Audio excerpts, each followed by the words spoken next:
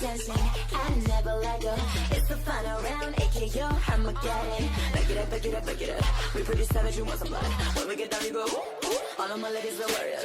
Soaring through the sky, we so high like Fanny. Too fly to catch up, so baby, just bag me. You say we have the range, but we just too savage. No, baby, baby, don't mess with us. Don't even think for a sec. You can compete on my phone. Put your hands in the air. If you're feeling us, put your hands in the air. Our voices are getting so loud. Together we'll this above. Put your hands in the air. Ready for the shot. I got the better, better, better. I got the better, better, better. The haters say don't stand a chance. We've been so much niggas stand. I got the better, better, better. Baby, we're taking a prisoners. We got the power in our hands. Don't even think we can be merciful. I got the bam, bam, baby. I got the bam, bam, baby. We go and get always victors. We taking control now. Ba-ba-bam. Ba-ba-bam. Bam-bam. I got the bam, bam, bam. I got the bam, bam, bam. Baby, we take a prisoner. We take a prisoner. We get the power in our hands. Washing on us. Ba-ba-bam. Time. Defeat the enemy, I'm full of energy. I can lead a team to victory. Got the first blood, too legendary. Taking you all out, go R.I.P. for another layer, ayy. Let me see you moving, never gon' stop, ayy. Epic fight queen, that's so hot, ayy. Let's celebrate, we got two shots. Come and battle, ayy. Let's hit the next level, ayy. Come and battle, ayy. I'm the real game, right rebel. From Earth to space, we party place to place. I mean, from Earth to space, Mobile Legends start the race. Party on, game on, game on.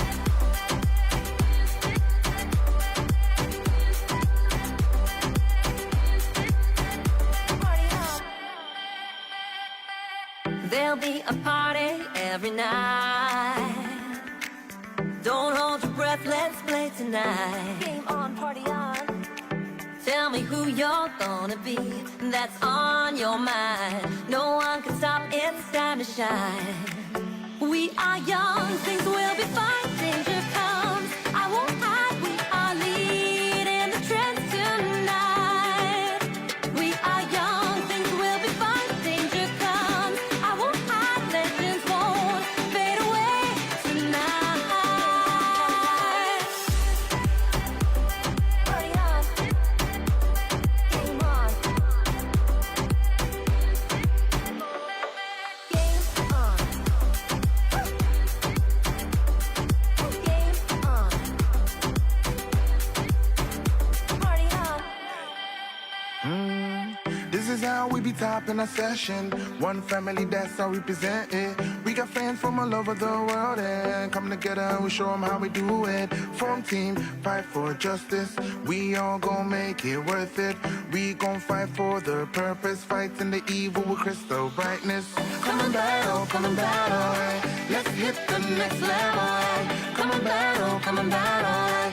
I'm the real game, right rebel. From Earth to space, we party place to place. I mean, from Earth to space, Mobile Legends start the race.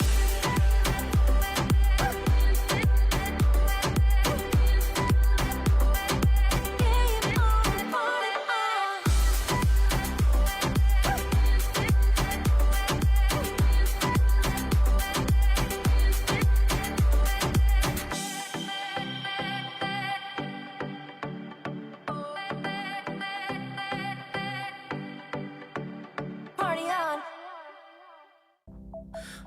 now rocking with the legendary stunt. And it ain't over until we say it's done. You know what it is. Let's go, baby. You know I came up from nothing. It's the sun out, you know I ain't stressing. I know you already know what it takes, so follow my lead, let's go. We can roll with the punches. Legends, we fight to the dawn. Heroes all along, don't have to do it alone. Nah. 5-1-5 party victory lap. Find our enemies, maniac, yeah. We're looking out for the world. Everyone you know they heard, stop. Get with the team, don't stop. Fiery heart of a dragon, attack is unlocking. If we stick together, we'll end up on top. Feeling every challenge, the level of a queen. But we double the damage when we're fighting as a team. Don't have to go solo, cause you're not alone, Together we are heroes. Yeah, we are unstoppable. Yeah, we winning right now. Taking all of them down to the ground. Together we are legendary heroes. Yeah, we are unstoppable. Yeah, we winning right now. Make the enemies bow down. They are heroes. Fight of our lives, gotta survive. Welcome to 515. About to go live, party or die. We go with savage tonight. Step in the spot with my crew. Together we're stronger than ever. You know how we do. Will we start your through? Victory's ours. I would've thought you knew. We're unstoppable. MVP defeat ain't optional. This ain't hard to do. Our team achieve the impossible. My whole squad is lit. Ain't gonna target that is hard to hit. Legendary when we rockin' it. Ain't no stopping this. Blood in my mind, feeling like a sinner. Blood in your eyes, I'm fighting like a winner. Triple killer, yeah. You know I deliver, yeah. I'm feeling your words like a criminal. Feeling this thing and it personal. Taking it one at a time, being a beast in the crowd. Face just like an angel, but I beg just like a devil. That's what it is, right? So if you turn your back, I make sure I back. Every challenge, the level of a queen. But we double the damage when we're fighting as a team. I bring hell from below, I leave you begging for more. Together we are heroes. Yeah, we are unstoppable. Yeah, we winning right now. Taking all of them down to the ground. Together we are legendary heroes. Yeah, we are unstoppable. Yeah, we winning right now. Make the enemies bow down. They are heroes.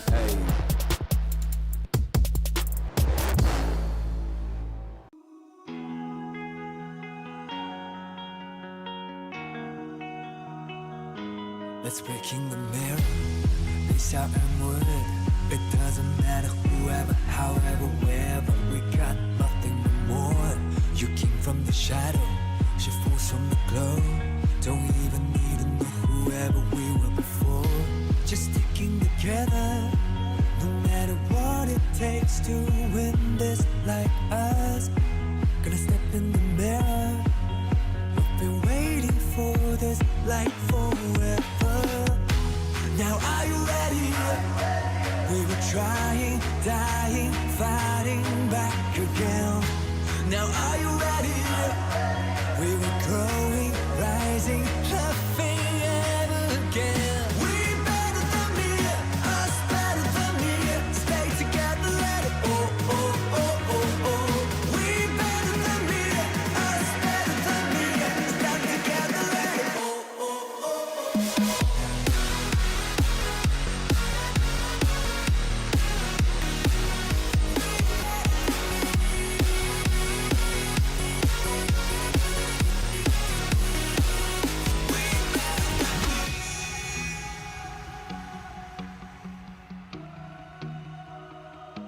Let's wait for the light, stay up to shine until the sound is rolling, what is shaking, hearts are beating, now is the time. We're top of the city, strangers by name. The only thing I know is that we're fighting as one. Just sticking together, no matter what it takes to win this like us. Gonna step in the mirror, we've been waiting for this like forever. Now are you ready? We were trying, dying,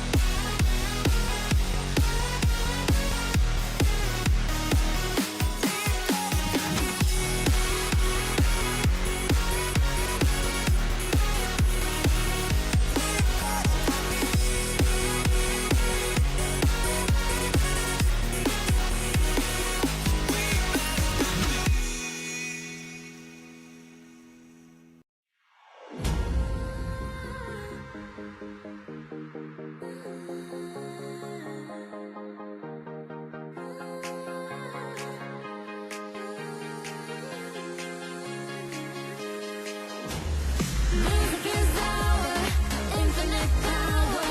Join in our fight. Blaze through the night. We are infinite. We are infinite.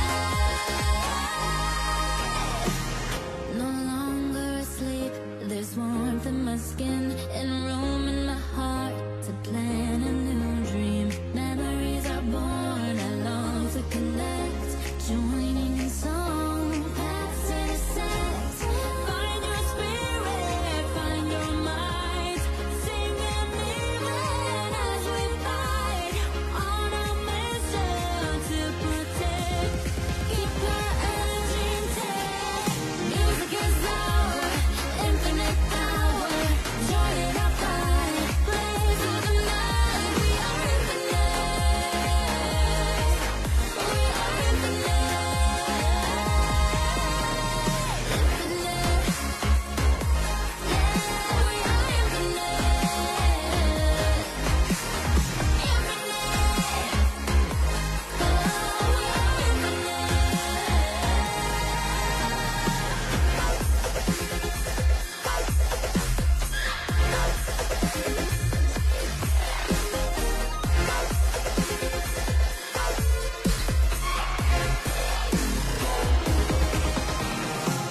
No longer adrift, unearthing my voice. I've gotta be brave to cut through the noise.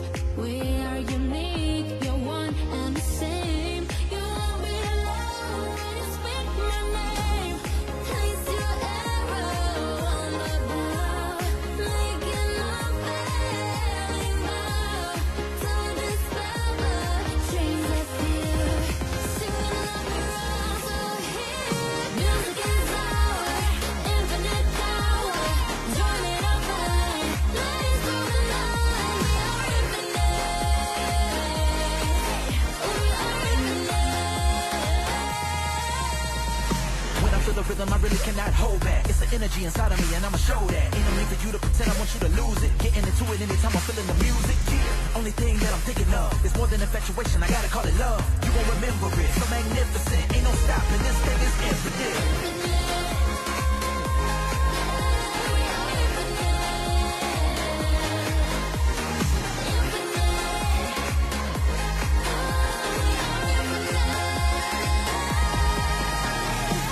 This music, building connections. You can't hold back, sharing this message. So incredible, so amazing, unforgettable, no debating.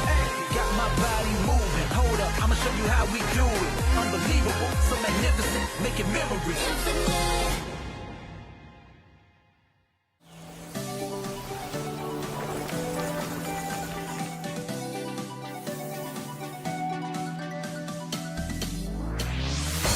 I know sadly to hear because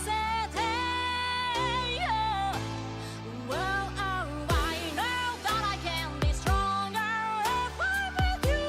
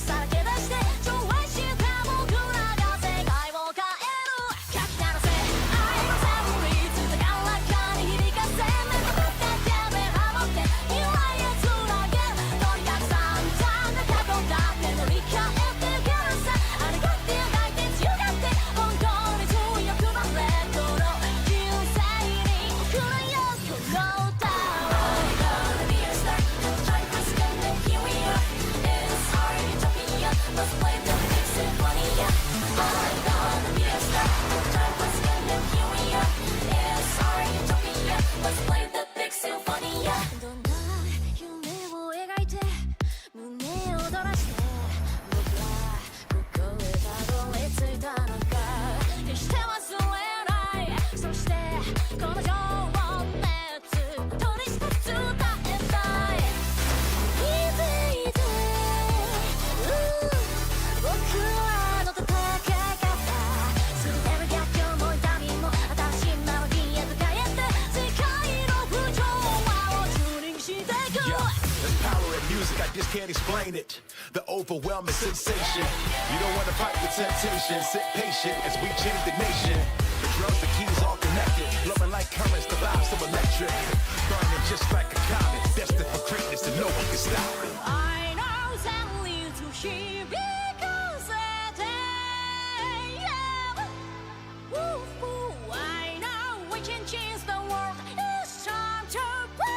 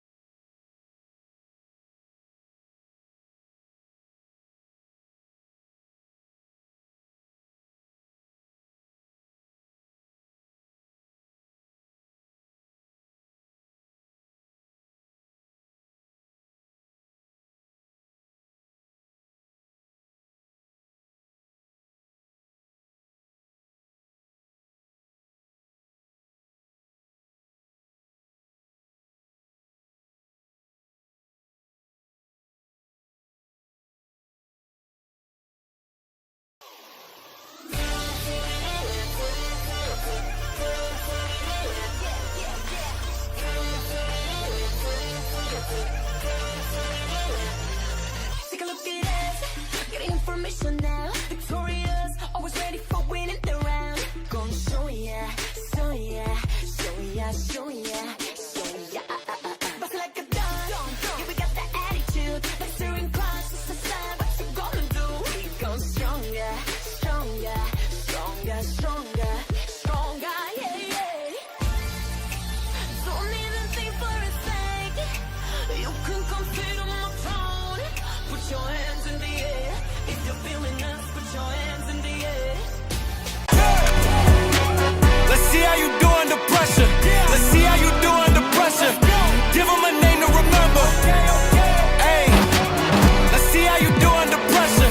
Let's see how you do under pressure. Hi guys, it's me Ture and I'm live here at the 10 and 80 Game Fest campus happening right here in Abuja. If you are seeing this, there's lots of games, music, networking and so much fun happening, and the best part, it's all free.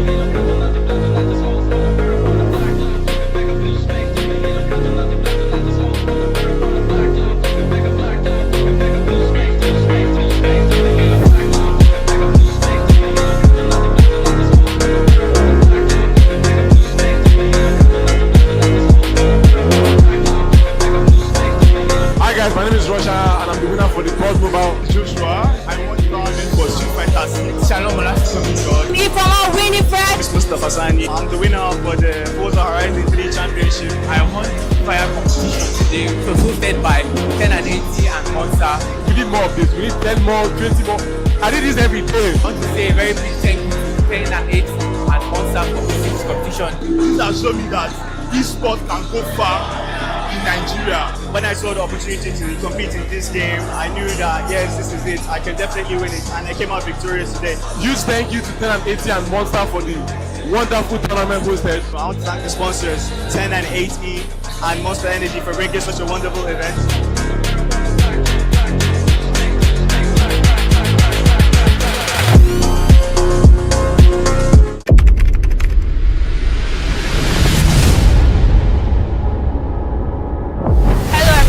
Welcome to the Pioneer edition of the 10NET Campus Game Fest 2025, and we are live at the University of Ibadan. Game on.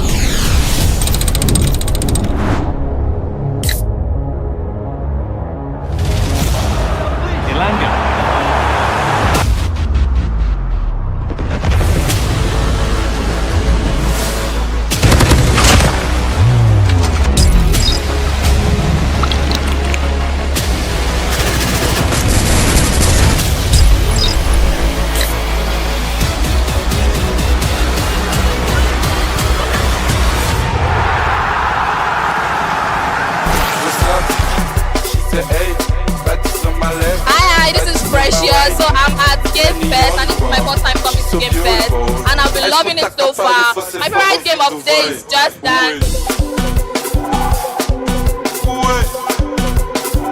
My name is Osaz. I won the FC25 tournament, but it was a very tough tournament, especially the first game. I went to penalties after extra time.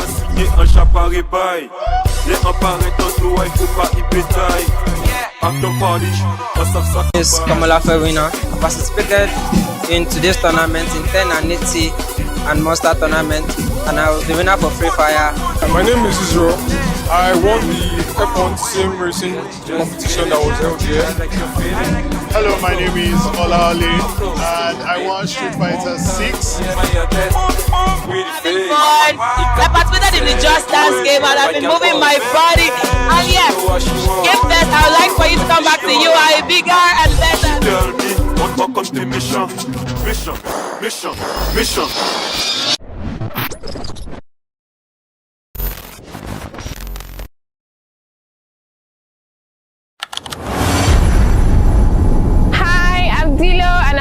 At the 10 and 80 Campus Game Fest right here in Port Harcourt. It's games, music, networking and non-stop fun. The best part is it's all free, and if you're seeing this, your campus can be next.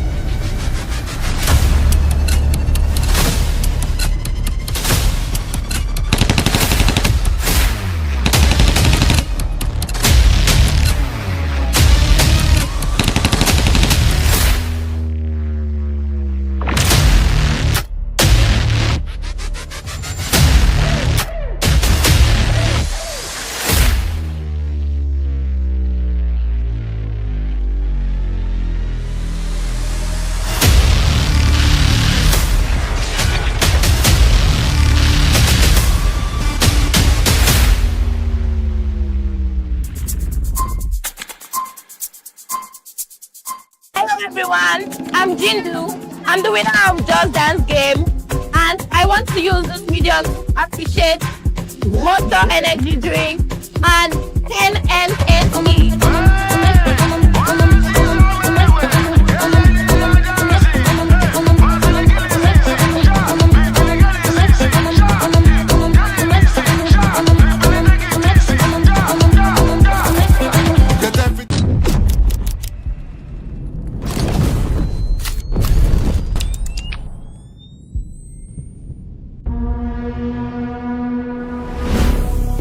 Hello, welcome to the Campus Game Fest 2026 happening live at University of Ibadan. There's so much activities going on today, games, fun and music. Come, let's have fun.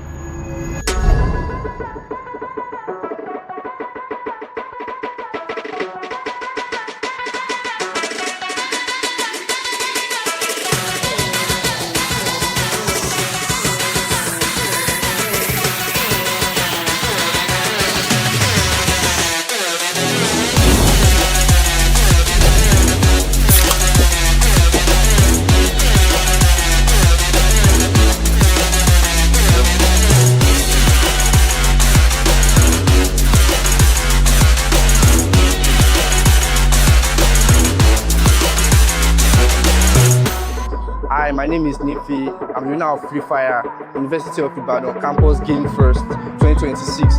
Thank you Monster Energy for sponsoring us. Thank you 10N80. We hope to see you next time. Thank you. My name is Grace. I'm the winner of Just Dance competition. Thank you 10N80. Thank you Monster. My name is Olado Sinok. I'm the winner of Street Fighter tournament at the Campus Game Fest, University of Ibadan. Thank you 10N80. Thank you Monster. My name is Olayemi. I'm the winner of the PUBG Mobile at University of Ibadan, Campus Game Fest. Thank you 10N80. Thank you Monster.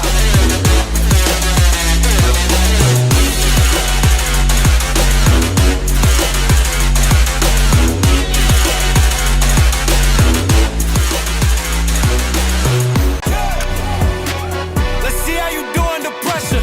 Let's see how you do under pressure. Give them a name to remember. Hey, let's see how you do under pressure. Let's see how you do under pressure. Hi guys, it's Mythic and I'm live here at the 10N80 Game Fest campus happening right here in Abuja. If you are seeing this, there's lots of games, music, networking, and so much fun happening. And the best part, it's all free.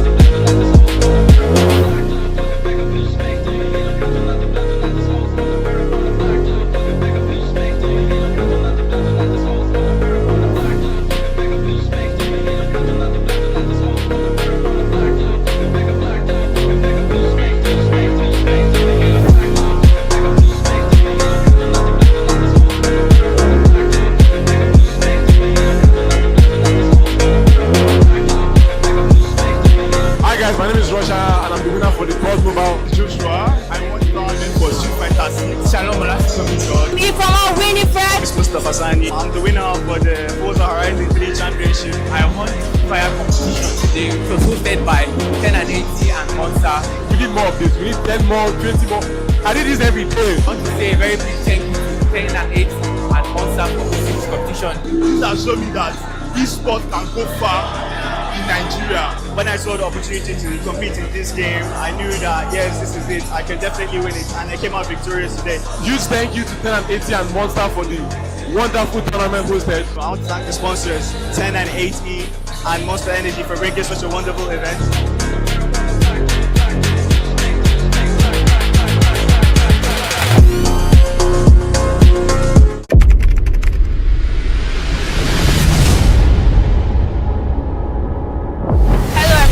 Welcome to the Pioneer edition of the 10N80 Campus Game Fest 2025, and we are live at the University of Ibadan. Game on.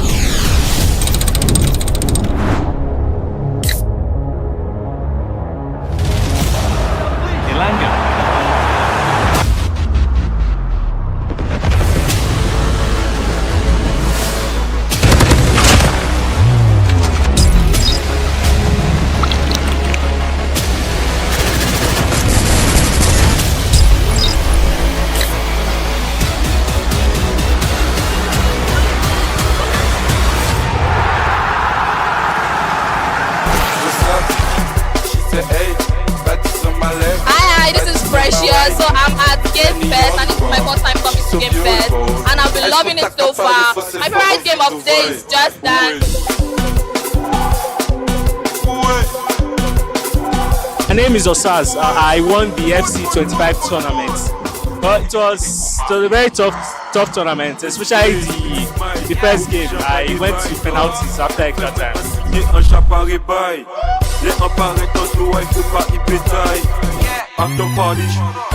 Is Kamala Ferina. I participated in today's tournament in 10N80 and Monster tournament, and I was the winner for Free Fire. My name is Israel. I won the F1 sim racing competition that was held here. Hello, my name is Olale and I won Street Fighter 6. I participated in the Just Dance game and I've been moving my body. And yes, Game Fest, I would like for you to come back to you. I'm bigger and better.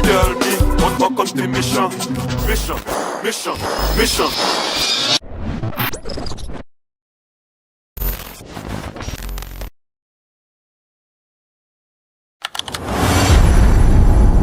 Hi, I'm Dilo and I'm live at the 10 and 8E Campus Game Fest right here in Port Harcourt. It's games, music, networking and non-stop fun. The best part is it's all free, and if you're seeing this, your campus can be next.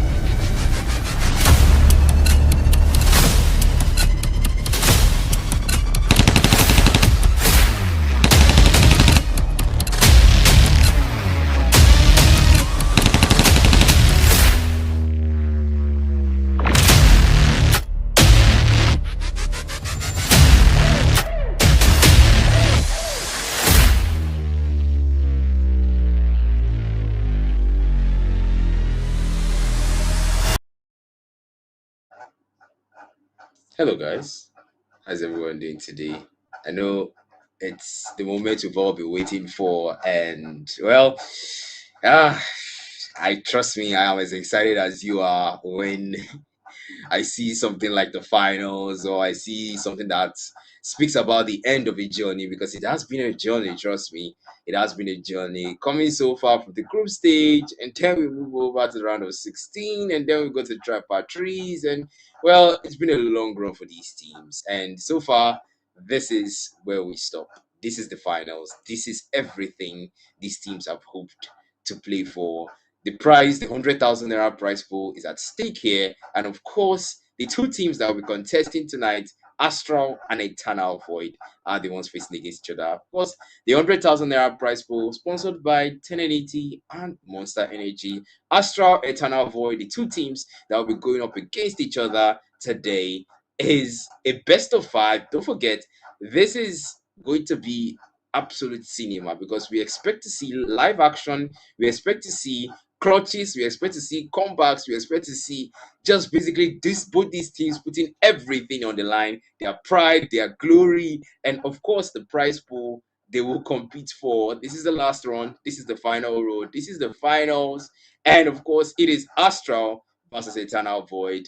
Look at the process we had to go through to see up to this point. We started from the group stage, then we got to the round of 16, and of course the quarterfinals, and then the semi-finals, and then the finals, which is where we are right now. Of all the teams that played so far and could not make the finals, kudos to you. You did what you could. And of all the teams that lost in the group stage, well, better luck next time. You won in the round of 16 and you move past to the quarterfinals, well, things could get better. Things could get better. Although, well, for the semifinals, it's not so bad. It's not so bad, right? You can make it to the semifinals and still find a way around that. And if you do qualify past that, fine. If you don't qualify there, that's okay. That's okay. Better luck next time, as always. But still, I am looking at the lobby right now. These guys are pumped. These guys are ready. These guys are ready to fight and tough it out and make sure they don't give us anything less than what we plan to see, because trust me, I'm sure you guys came to see action, and personally I also came to see action. I came to see peak, I came to watch absolute cinema, and I came to see what these guys are made of for the Mythic Conquest tournament. But then, what do you guys think? Okay, you guys in the chat right now, I'm seeing a lot of people in the chat, and I really want to engage you guys, but let me just chill for a bit, right? Because we're not yet to the draft, and I want to engage you guys. I know there's a lot of excitement, there's a lot of building up. I can see 31 people watching right now, 30 people watching right now, and somebody says, let's get this out. Someone said, find way past Void. Okay, someone says, Carl, I thought you were going on. And someone says, let's get this started. Someone said, Black. There's a lot of excitement in the chat.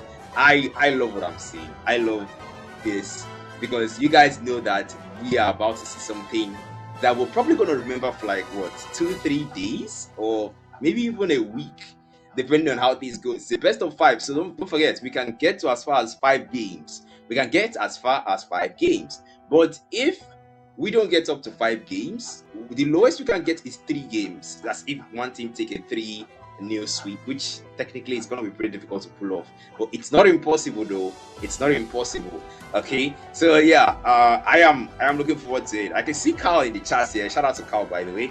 He says, Okay, there's a lot of things here. There's a lot of things he's saying here. Someone is saying Void the True King. Someone is saying more memes. There's a lot of things being said, but I don't want to address that right now. But it's okay. It's okay. It's all right. We are just waiting for the players to be ready so we can get straight into it and we can start the game. I am as excited as you are, and of course they are going to start the draft pick soon. I know you're as excited. I am too, but still, we will see what these guys have in store. I'm seeing some comments right now. There's a whole lot of comments right now, but still, someone says I am getting ready. Someone says let's go. There's a lot of fire spam comments, and well, that's good. That's a good thing actually. I love the excitement. I love the intentionality behind this. I love how you guys are really just excited to see what we have for you guys tonight, and trust me, it will be worth your while. Okay, let's look at the comments now. Someone says, I'm looking forward to studying more gameplays, and that is Tano Boss. Okay, I interviewed Tano Boss one time like that in the comments and on my TikTok channel, and he gave some very good insights from his own end, of course. And someone says, please don't enter void. Sky says, clean sweep my ticket on the line. Now, disclaimer, please. I don't know anything about tickets, okay? I am not a party to that, and I am not involved in that. Okay, someone says, when I go past group stage, that's MJ. MJ is just trying to banter somebody there. I don't say I'm looking for. Okay, someone says, na group stage. Oh, there's a lot of banters in the chat. What's going on today, guys? Come on. I wanted some raw energy. I wanted some expectations. I wanted some predictions. But I'm just seeing a lot of banters in the chat here. But I want to believe that you guys will let us know when they are ready. Yeah, you guys let us know when you guys are ready. But still, oof. Someone says, if Astra win, I will sell my kidney. That's crazy. That is crazy. That is ridiculous. Please don't sell your kidney, please. So Sky says, yeah, please guys, don't bet. Don't do that. We don't support that. Betting is not supported. Okay, we don't support that. Okay, all right. I can see other comments right now, and there's still there's a lot of comments here actually, but most of you are just bantering each other.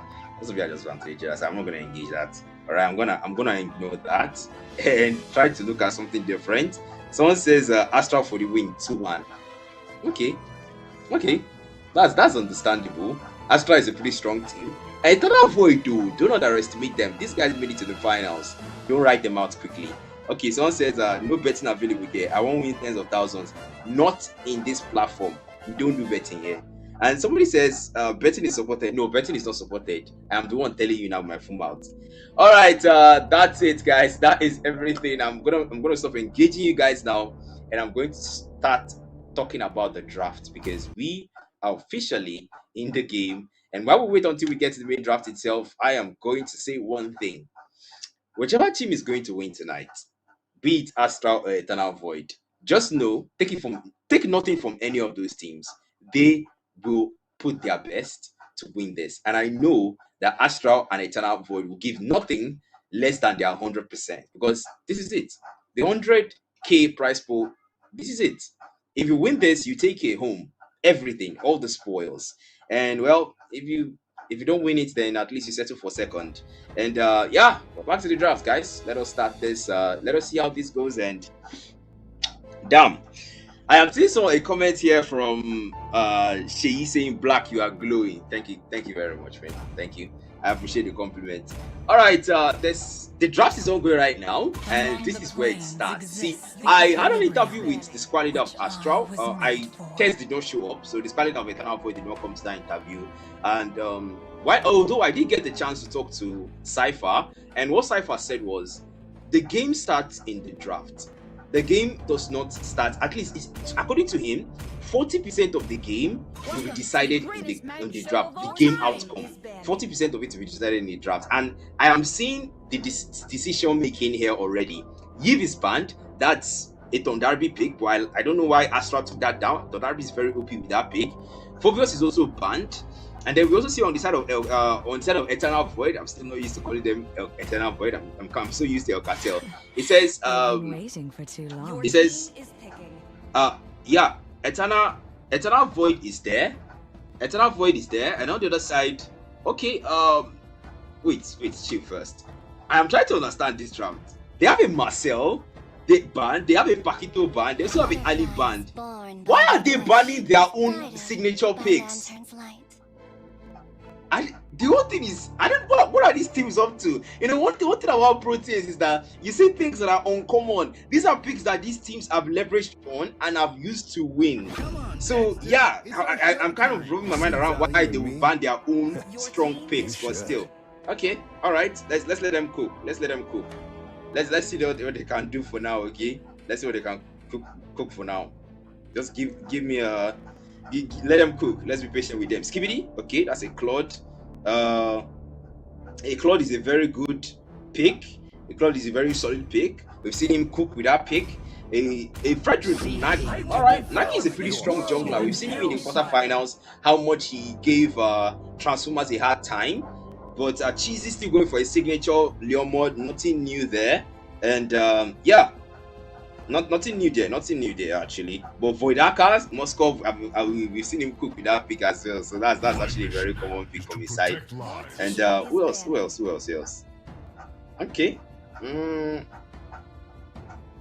Okay, Hylos is okay. He's not that bad. Actually. Hylos is a very solid frontliner. Hylos is he has good front line. He has very solid gameplay in terms of making sure that his team is protected, his squishes are covered. We have to be very careful though, because if they pick a melt or a true damage hero, that can be quite problematic. Okay. Alright, yeah, over there now. I am trying my best to do 5 things at once, and it is well. I'll be fine. Okay, so Grok is banned. Okay, that's valid. That's actually very understandable, honestly, because that guy is a tank and he has a lot of CC. Terizla, I can't seem to wrap my head around this Terizla Undo, because it's kind of not what you'd usually see. But like I did say, these are T1 teams and these are championship teams. They've won tournaments of their own individually. So when they make decisions, they draft like this, I usually don't question much and keep an open mind, because they might be hinting at something, or they might be trying to counter someone or reduce somebody's effectiveness that they are not seeing yet. All right, or maybe they might know of and they are trying to restrict how effective the person is. But still, Eric De Vicent. Oh, Eric De Vicent is here. Oh my goodness, I have not seen that guy in the Astral lineup in a while. Don Darby, of course, last pick. And on the other side, we see, is that a Jawhead? Now that is a pick I've not seen in a very long time. Jawhead. Oh, and it looks like our Conquest wants to stick with his comfort pick here. Calais and Sky Guy too on his own end as well. All right, I am. Okay, that's actually very solid. Sky Guy, wait for it. Nah, I don't think that's what you want to do right now, man. Sky Guy going for Uranus. I feel like something else would have worked in that instance, but I really don't want to like touch the pick so much, because I want to see the execution first.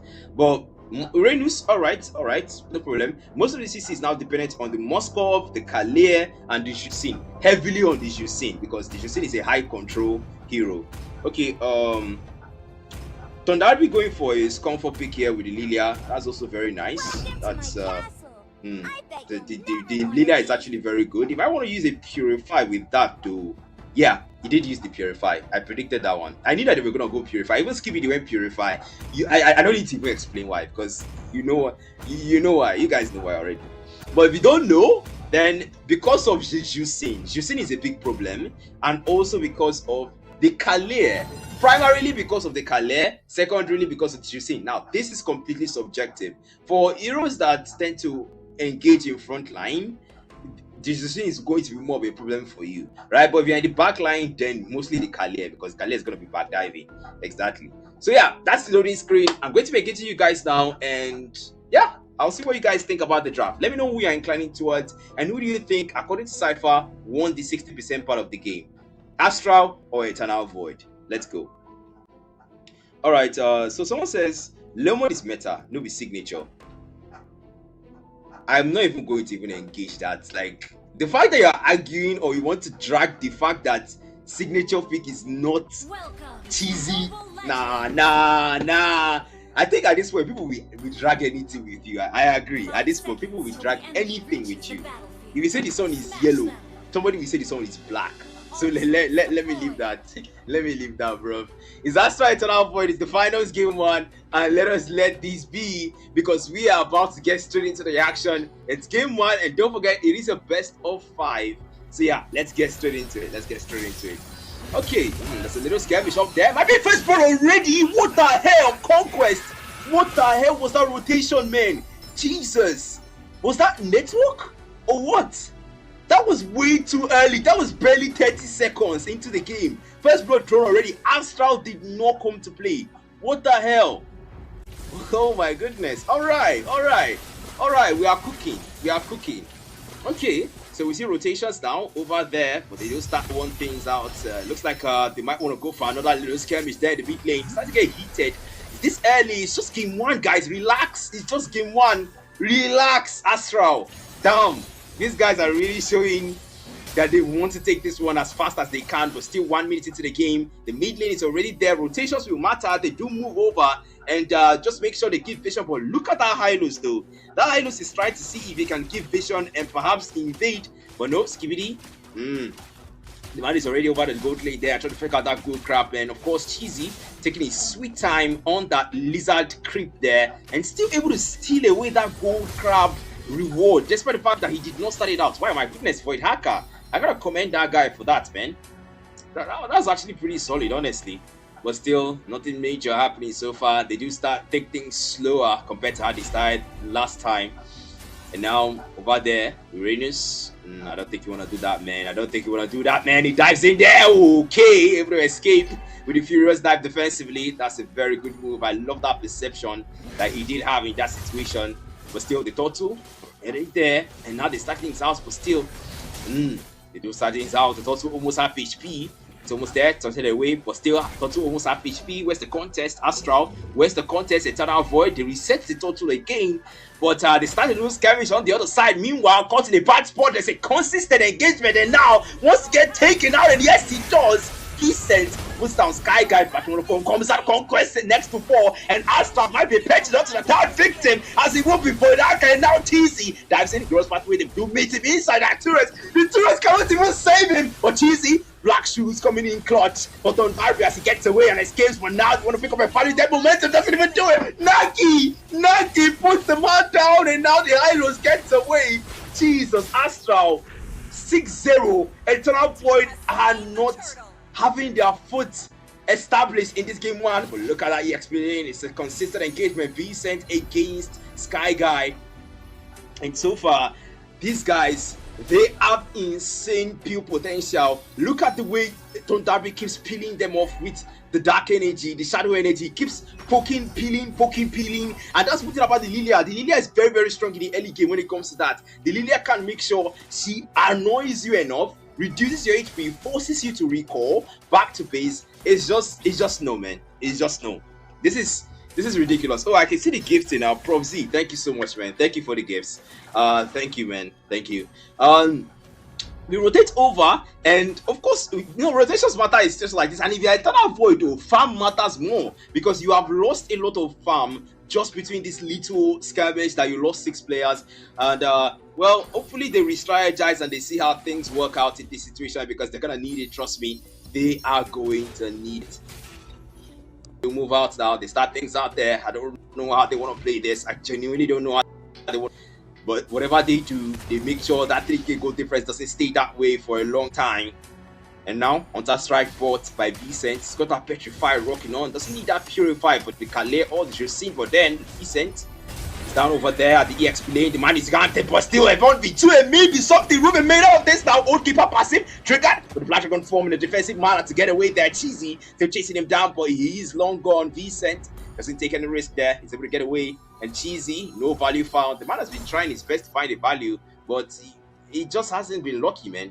And then, to be fair, it could go differently, but look at that dives in the Calais, the Glorious Pathway there as a response strike. Tsunami Slam brings it back with the precision went there from Skibidi, but no Crimson Peak and Atlantan play as well. No single value found. He's able to get away with low HP, but no Astral saves what's taken for Eternal Void and maybe 1 for 10. But they are low and nobody's falling. They pull back with no single trade on either side.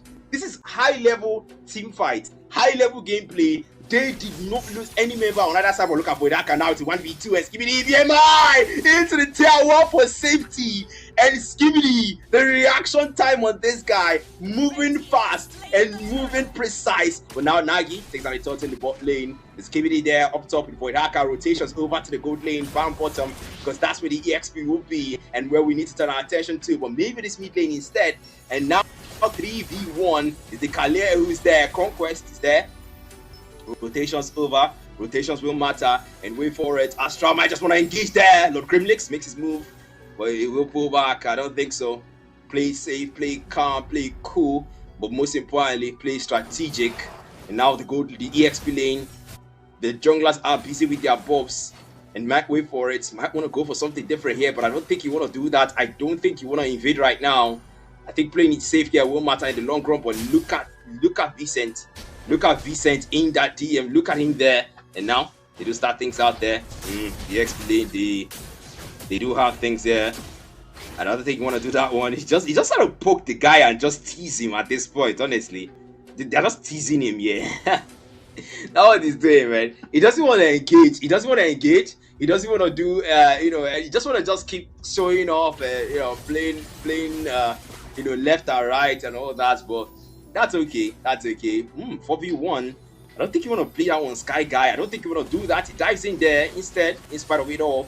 And now they go for an invade Astra. That's a nice dive there with the title strike, but still, Phantom Steed now close pathway committed as well. The Crimson Beacon, the Black on form, and the Radiance was still trying to get some stacks. There's Sky Guy poking out there. So Darby is caught in a bad spot, but meanwhile, down bottom here, that's a glorious pathway already used up, and now low Nike trying to get away, but Darby falls for Sky Guy, puts it down, and Tana Boy finally gets a kill and trying to get away. Lord Grimlex already low with the 1v3. Sky Guy gets a double. All the Raiders and Lord Grimlex is added to the tally. It's a 3-for-1, and Tana Boy finally gets a trade in their favor and gets 3 kills. And oh my goodness, Astra might have started that fight, but that definitely it came back to bite them in the future. But look at Cheesy driving to the tier 1 there, going to take that one. Nagi in a bad spot, and the old keeper passive but Ionic Edge from Sky Guy gets the kill. And yeah, the kill stolen, and of course Nagi is down, and now Astra gets a free turtle. Excuse me. Man, so far these games have been absolute cinema, but look at that damage on Voidaka, man. Look at him trying to melt down Vicent as he busts him down. Voidaka, man, is starting to cook and starting to get dangerous. Sky Piercer purchased by Utah.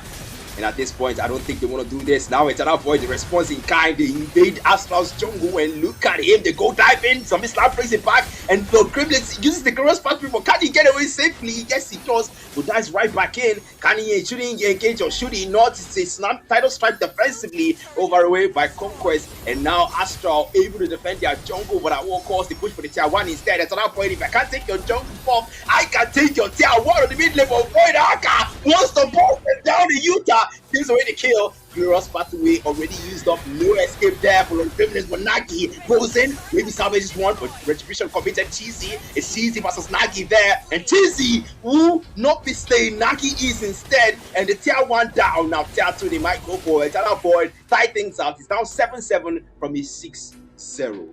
Wow. I am starting to understand why these two teams are the finalists. I am starting to really understand it, because there's a reason why these guys are finalists. These guys did not disappoint. Eternal Void most especially.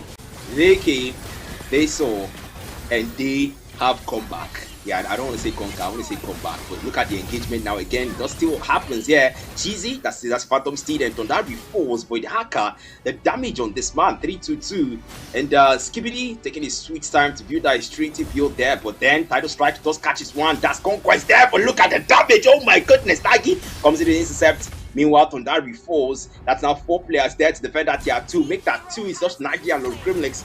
But Nagi is busy on the bot lane instead as Conquest diving in the title strike there. Cheesy invading the jungle, and right now Eternal Void are riding on the gold advantage. It's a 1k gold advantage they do have, and still rotating over Conquest. I don't think you want to defend your tier 2s at this point. I think farm will matter. Farm will matter. They are invading all your jungle. Oh my goodness, this can be good. Eternal Void Okay, they left the orange bomb for him. All right, all right. Looks like the Lord matters more to them in the long run this time. But look at those builds, though. Look at Skibidi's build at this point, and look at Foydaka's build. And now the Lord already have HP melted there. But Nagi, wait for it. Wait for it. And so far, they did take down the Lord. And man, the first stage of the match is about to start. But I do have Carl with me here. Hello, Carl. How are you doing today, man?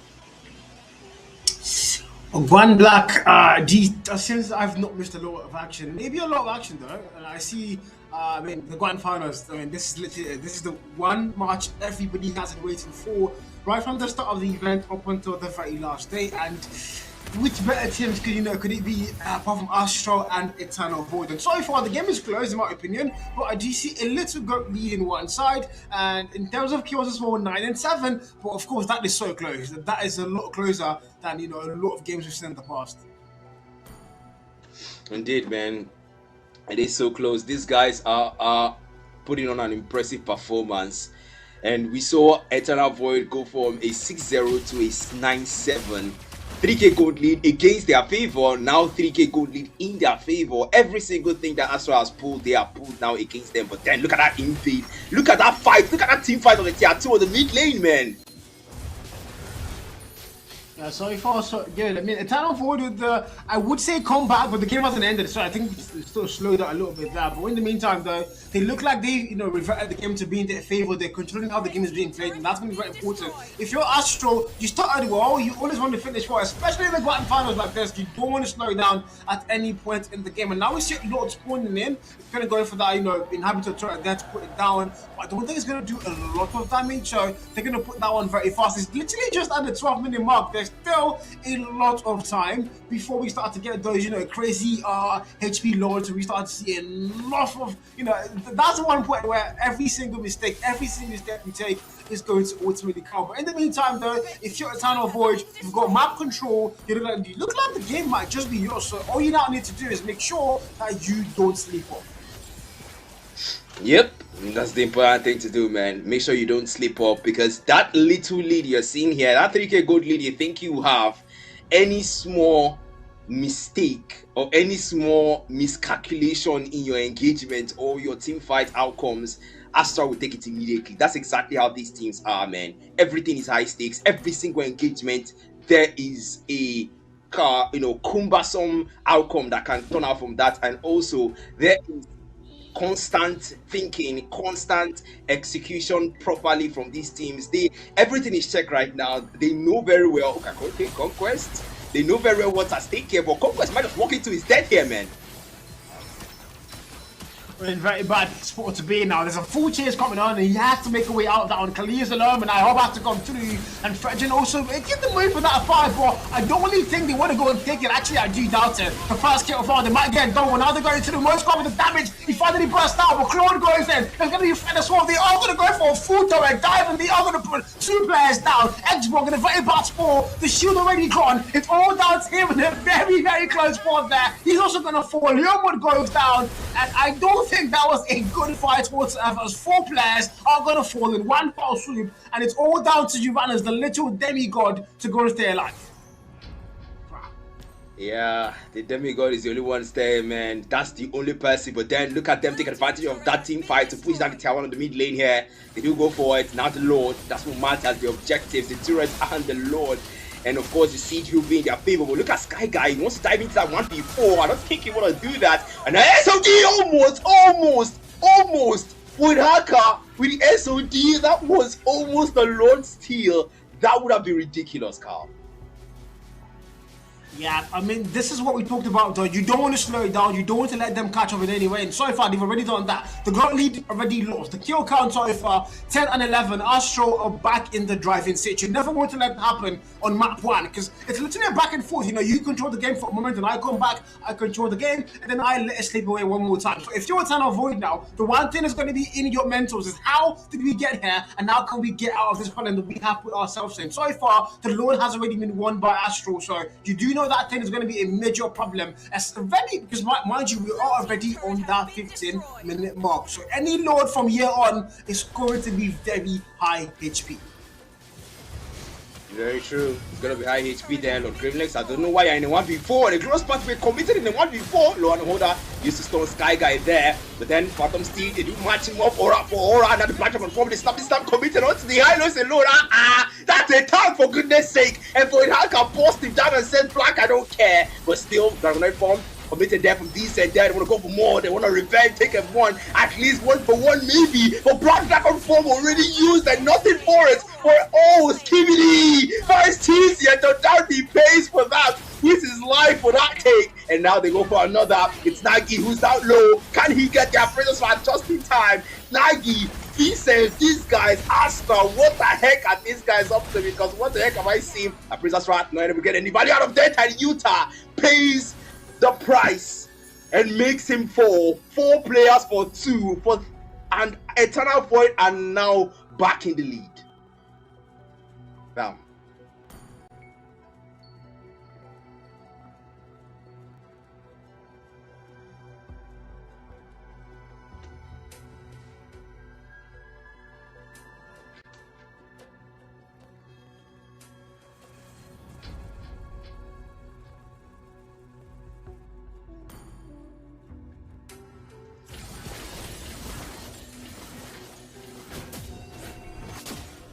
$47,000 and $47,000 on both sides of the goat lead here. But a little edge now for Eternal Void once again. They have the live count as well, the kill count rather, in their favor. And once again, they look like they're starting to re-establish that map control they had earlier on a couple of minutes ago. But if you're Astro though, you're not too far behind in terms of farm, in terms of kills, and also the map control. You're still a little bit more pushed up in the map, so you can still make something work. But at the same time, you don't want to make any unnecessary fights before that lot spawns in less than 10 seconds on the clock.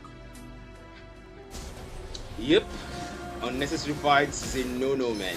Don't do that. But look at that mid lane though. Nagi, the Lord has spawned, and of course that will matter in the long run. And I don't know if you want to do this. I don't know if you want to play it like that. Play it safe. This Lord will be the dependent one. Because the more lords they keep taking out, but Sky Guy now caught in a bad spot and it's a good chance to take him out of death. They take it. Oh my goodness, look at Sky Guy's HP. Concentration being the only thing to save him. Gets some HP back, and now in the bad spot, Conquest as well. He wants to get away by Skibidi. Skibidi doesn't let him. Blazing the way they put him down and beats a fight for Hidaka, but Nagi holding on to Cheesy. That Junkler puts him down because that's the only man there who can contest that before you, and a Princess Rat with the Tyrant Road Grimlex is enough, and 4 players Eternal Void are down. Freelord over to Astral.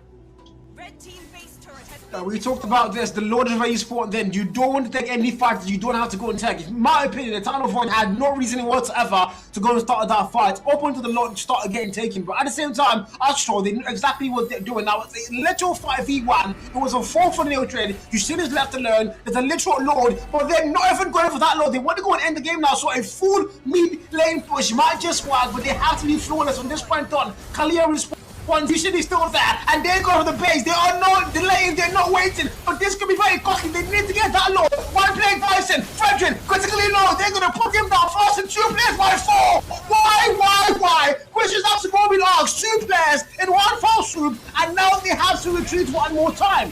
Why? Why? The road was basically there for the taking, and now 2 players master force, and of course Eternal Void will leverage on that to take that Lord in an uncontested manner. It is 2 players down, only 3. Nagi is still there, and Eternal Void is split enough as some go to the jungle and some are starting out that Lord. Nagi, wait for it, it's only got up HP though, but then that Crimson Beacon is not making it easy. Nagi's constant 1v2 and Cheesy. He's focused on that thought, but wait for it, that Lord, can they still salvage it? No, they can't. Cheesy makes sure. Of course, Eternal Void takes the Lord. I mean, my God, look at that play there. You have a Lord, you have 5 players up against one Jushin. You could have just gone for the Lord, possibly hope that get the Lord. Because, I mean, the one thing about pushing the base is you have to look at the respawn time. You already saw Kalia's back. Murskow is back in less than 10 seconds on the clock. And you guys still decided, you know, the best thing we're going to do is go and push a base where there's a Murskow, there's a Kalia, there's a literal Jushin. And it's literally impossible. The best thing they could have done for themselves there is probably going for that Lord, make it theirs, and maybe potentially they could actually go and end that game. But in the meantime, though, they've lost the Lord, and now Eternal Void are starting to look like they might be able to go and close things off in this favor. But again, it's a 28-minute mark about to clock here, and if you're Astro, things are not looking good.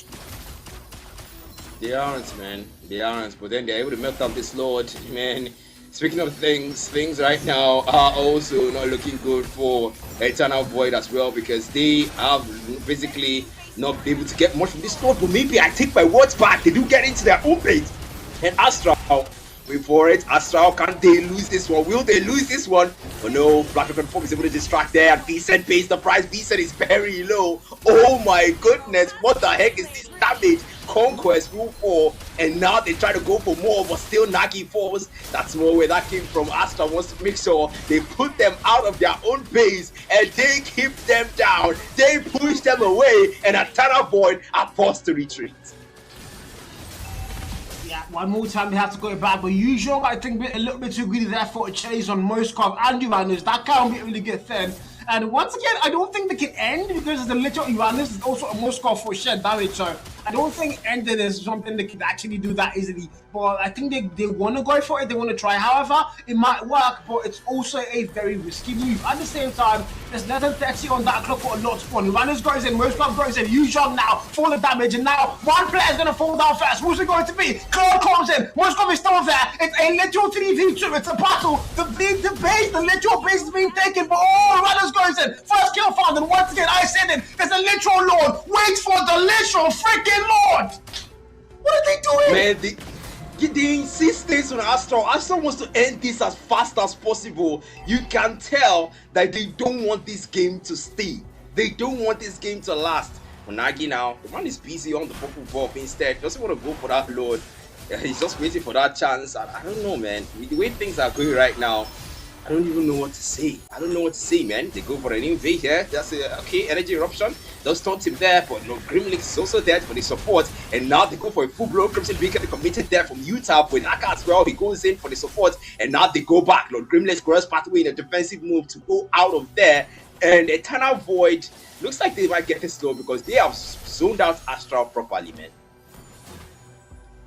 I mean, the one thing I can't understand, really, I mean, these are T1 players. These are the best of the best players in the NG show. I would expect a lot more tactical decisions being made, other than, you know, just straight off, I want to go and end the game. You know there's a Lord in 30 seconds. You know you could probably get that Lord. You have the numbers advantage whatsoever. Why don't you wait for the Lord there, get the Lord, and push with Lord? I mean, there's a literal Uranus. You can't kill that guy easily. There's a literal Moskov as well. He can damage all three of you at the exact same time. You can literally hear the anger in my voice casting right now, because I don't even think me, as a T5 player, I would make that call. You can't end the game in that call. Try to get the Lord. And now, once again, Astro are going to lose the Lord. Eternal Void are going to have it in their favor. And this might be one not sure they can make it work. In the meantime, though, Uranus giving the vision on the team here, trying to get a little bit of vision given out to his teammates, and they are going to know exactly where to open and top. Lord comes to the mid lane, so I mean, if you're Astro, you can't defend it, but at the same time, if you die, if as much as 3 players or 4 get put down, and Eternal Void at any point in this team might have more numbers,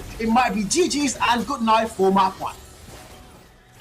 Very true, man. It just might be, because the way things are right now, you do not want to risk it. You do absolutely not want to risk it. But speaking of risk, then Naki falls, and that might consider risk because that is 65 seconds for respawn timer. Astral, the man of playing so differently. Vincent with Draconoid form there does commit there. Lord Grimless on the zone with Haka away from that base, but Astral seems to be the one staying losing members. That's 2 players down. Oh my goodness, the base is now wide open for the taking, and Eternal Void for Naka puts down Skibidi. Eternal Void, I'm taking game 1. Jesus. Yeah, well deserved. Astro made way too many mistakes there, and they deserve to be punished. I'm unfortunately not trying to take sides here, but it says what it says. They do deserve to get punished. They made so many calls that they were not supposed to make, and you can clearly see that in the final result. The Eternal Void are going to claim the very first map in our best of 5 series. This is the grand finals, guys. This is it. There's no second chances, there's no lower bracket, it's all down to this one. If you lose 3 maps, you're out and you don't get to claim that throne. You don't get to claim that throne and keep that crown. In the meantime, Eternal Void are going to be the winners of our very first map here, Black. I don't know what to say. I am genuinely confused. I am genuinely confused because oh my god, I I I don't know what to say, man. Because first of all, Astra played like a team that really wanted to end. You saw them; the desperation to end was there. They forsook two lords, just to try to see if they could end. They did not succeed. Now those lords came to bite them back because in the long run, if you keep losing lords, the gold tips, and of course the minions as well. They become super minions. And man, I don't know. What do you think about game one, man? Because I'm lost for words, man. Yeah, I think just like you, I mean, to be honest, I think this is the most angry cast I've done in my life ever. Because like you could hear how angry I was in my voice. I wasn't happy. I was saying things that if I played a ranked game in Mobile Legends and I saw my teammates do that, I would literally be throwing curses around. I'm not joking. So seeing those kind of moves from an actual T1 team like Astro with how accomplished the name is, it's really disappointing. They had 3 chances to end that game if they just got the load, but every single time they decided, you know what, we're going to forfeit the load and we're just going to go for a base where we probably can't take because either there's not enough time on the clock for the for us to end before the opponents come back, or there's a literal Uranus and a Moskov standing, and we're just 3. I mean, the decision making was just too poor, and ultimately it cost them that game. That off with, however, they were very, very keen on capitalizing every single time Astro pulled off an error, and the result though you will want the game, you know. As they say, history is written by the victors, and in this case, a title void is going to be our victor from our part. Man, it's a start. It's game one. So Eternal Void, they started well. I do hope they continue that way. Their fans are pleased. I can see a lot of cheers in the comments. I can see a lot of people saying Eternal Void, and yeah. It started well. I do hope they continue that way. Astral as well, I do hope they don't make these mistakes anymore because I understand they want to end early, but forsaking a major objective 3 times, if not 2, just so you can, end early is just, well, I do hope they don't make that mistakes again, okay? I hope they don't make that mistake again. But then that's it for game 1, guys. We're going to go on a short intermission break, and when we come back, it's going to be game 2. Don't go anywhere. We'll be right back. Let's see how you do under pressure. Let's see how you do under pressure. Give them a name to remember. Hey, let's see how you do under pressure. Let's see how you do under pressure. 紅葉はな咲き誇った途端に散るんや。ほんま残酷やわ。あんたもそういう儚いもんが好きなら。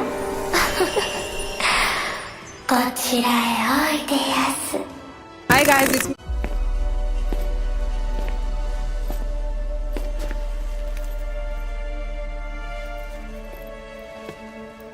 Who did this? Who?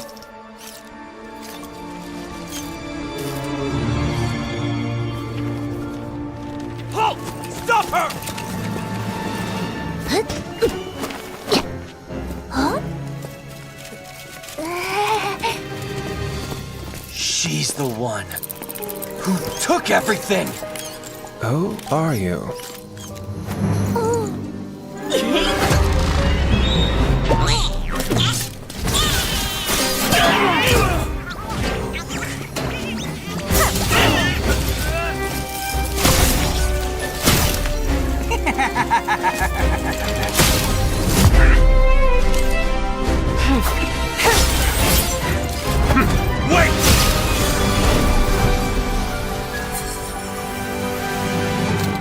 Sorry, Eamon.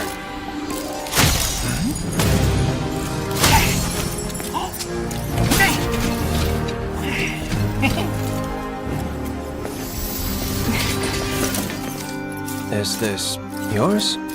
That was my mother's favorite doll. Mother.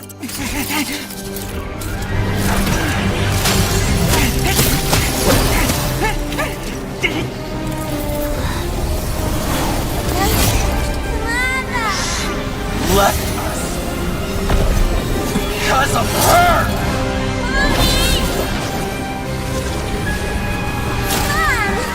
We were forgotten. No. It's not her fault. That was Mother's choice.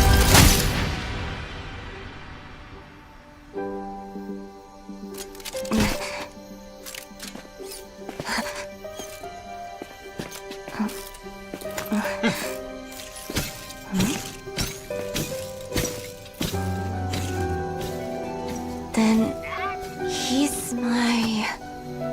Give it time.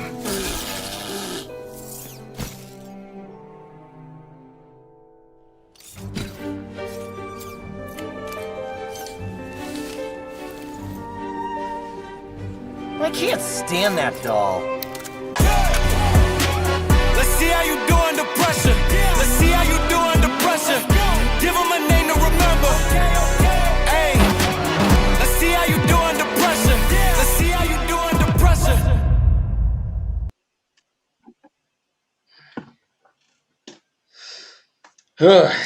We're back. Of course, man, it's been amazing so far.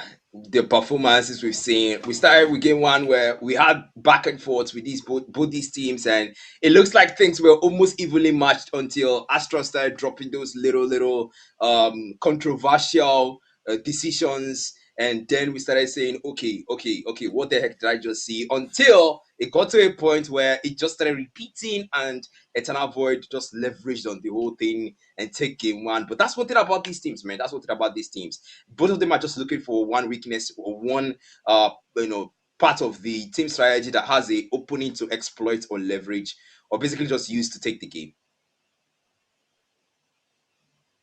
I mean, literally, it's the grand final. So the one thing I want to be doing is exploiting flaws. I can't let you. If you make any mistakes, I can't leave them unpunished. I have to make sure I have a strategy, a tactics, whatever that's going to account for your flaws, and I can make sure to capitalize on those flaws in my best interest. It's a literal grand finals. There's no more chances whatsoever.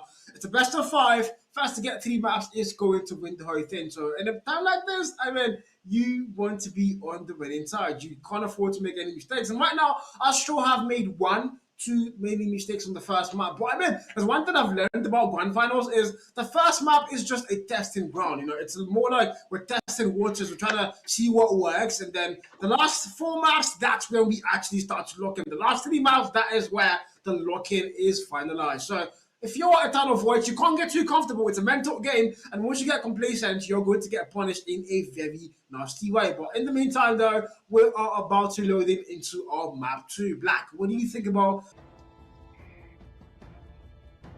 What do you think map 2 is going to look like as we make our way to the picks and bans? Man, I personally feel like Eternal Void has already established their dominance. They've established their dominance. They've established the fact that they've made a statement to Astra in game 1 that, look, don't try to end any game early with us because you're not going to succeed. They tried that twice, it didn't work. So that's clear. Don't try to end early. You are not going to achieve it. That is clear. And I do hope that Astral takes notes and prioritize the Lord this time around. I get the idea of, okay, when you take down 3 to 4 players, it's easier and there's a chance you can end. That is true. Maybe rank matches. This is not a rank match. This is the grand finals we're talking about. But then, over to you, man. Over to you, man. Look at the draft right now. Claude is banned. Skibidi doesn't have a PSP. You see, this is the thing that Astral does that I still don't understand till now. They keep banning their own signature picks. You should.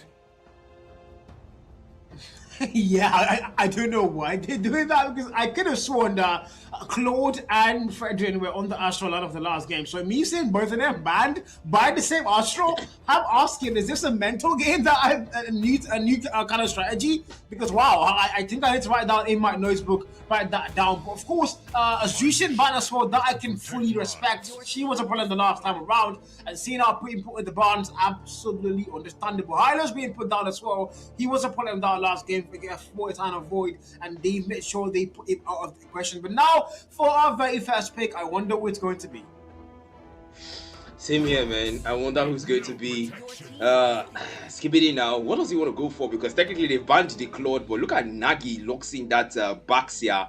Okay, Baxia is good. You know, the anti-heal is locked in. Carrie is banned though, so that's okay. Don't have to worry about her.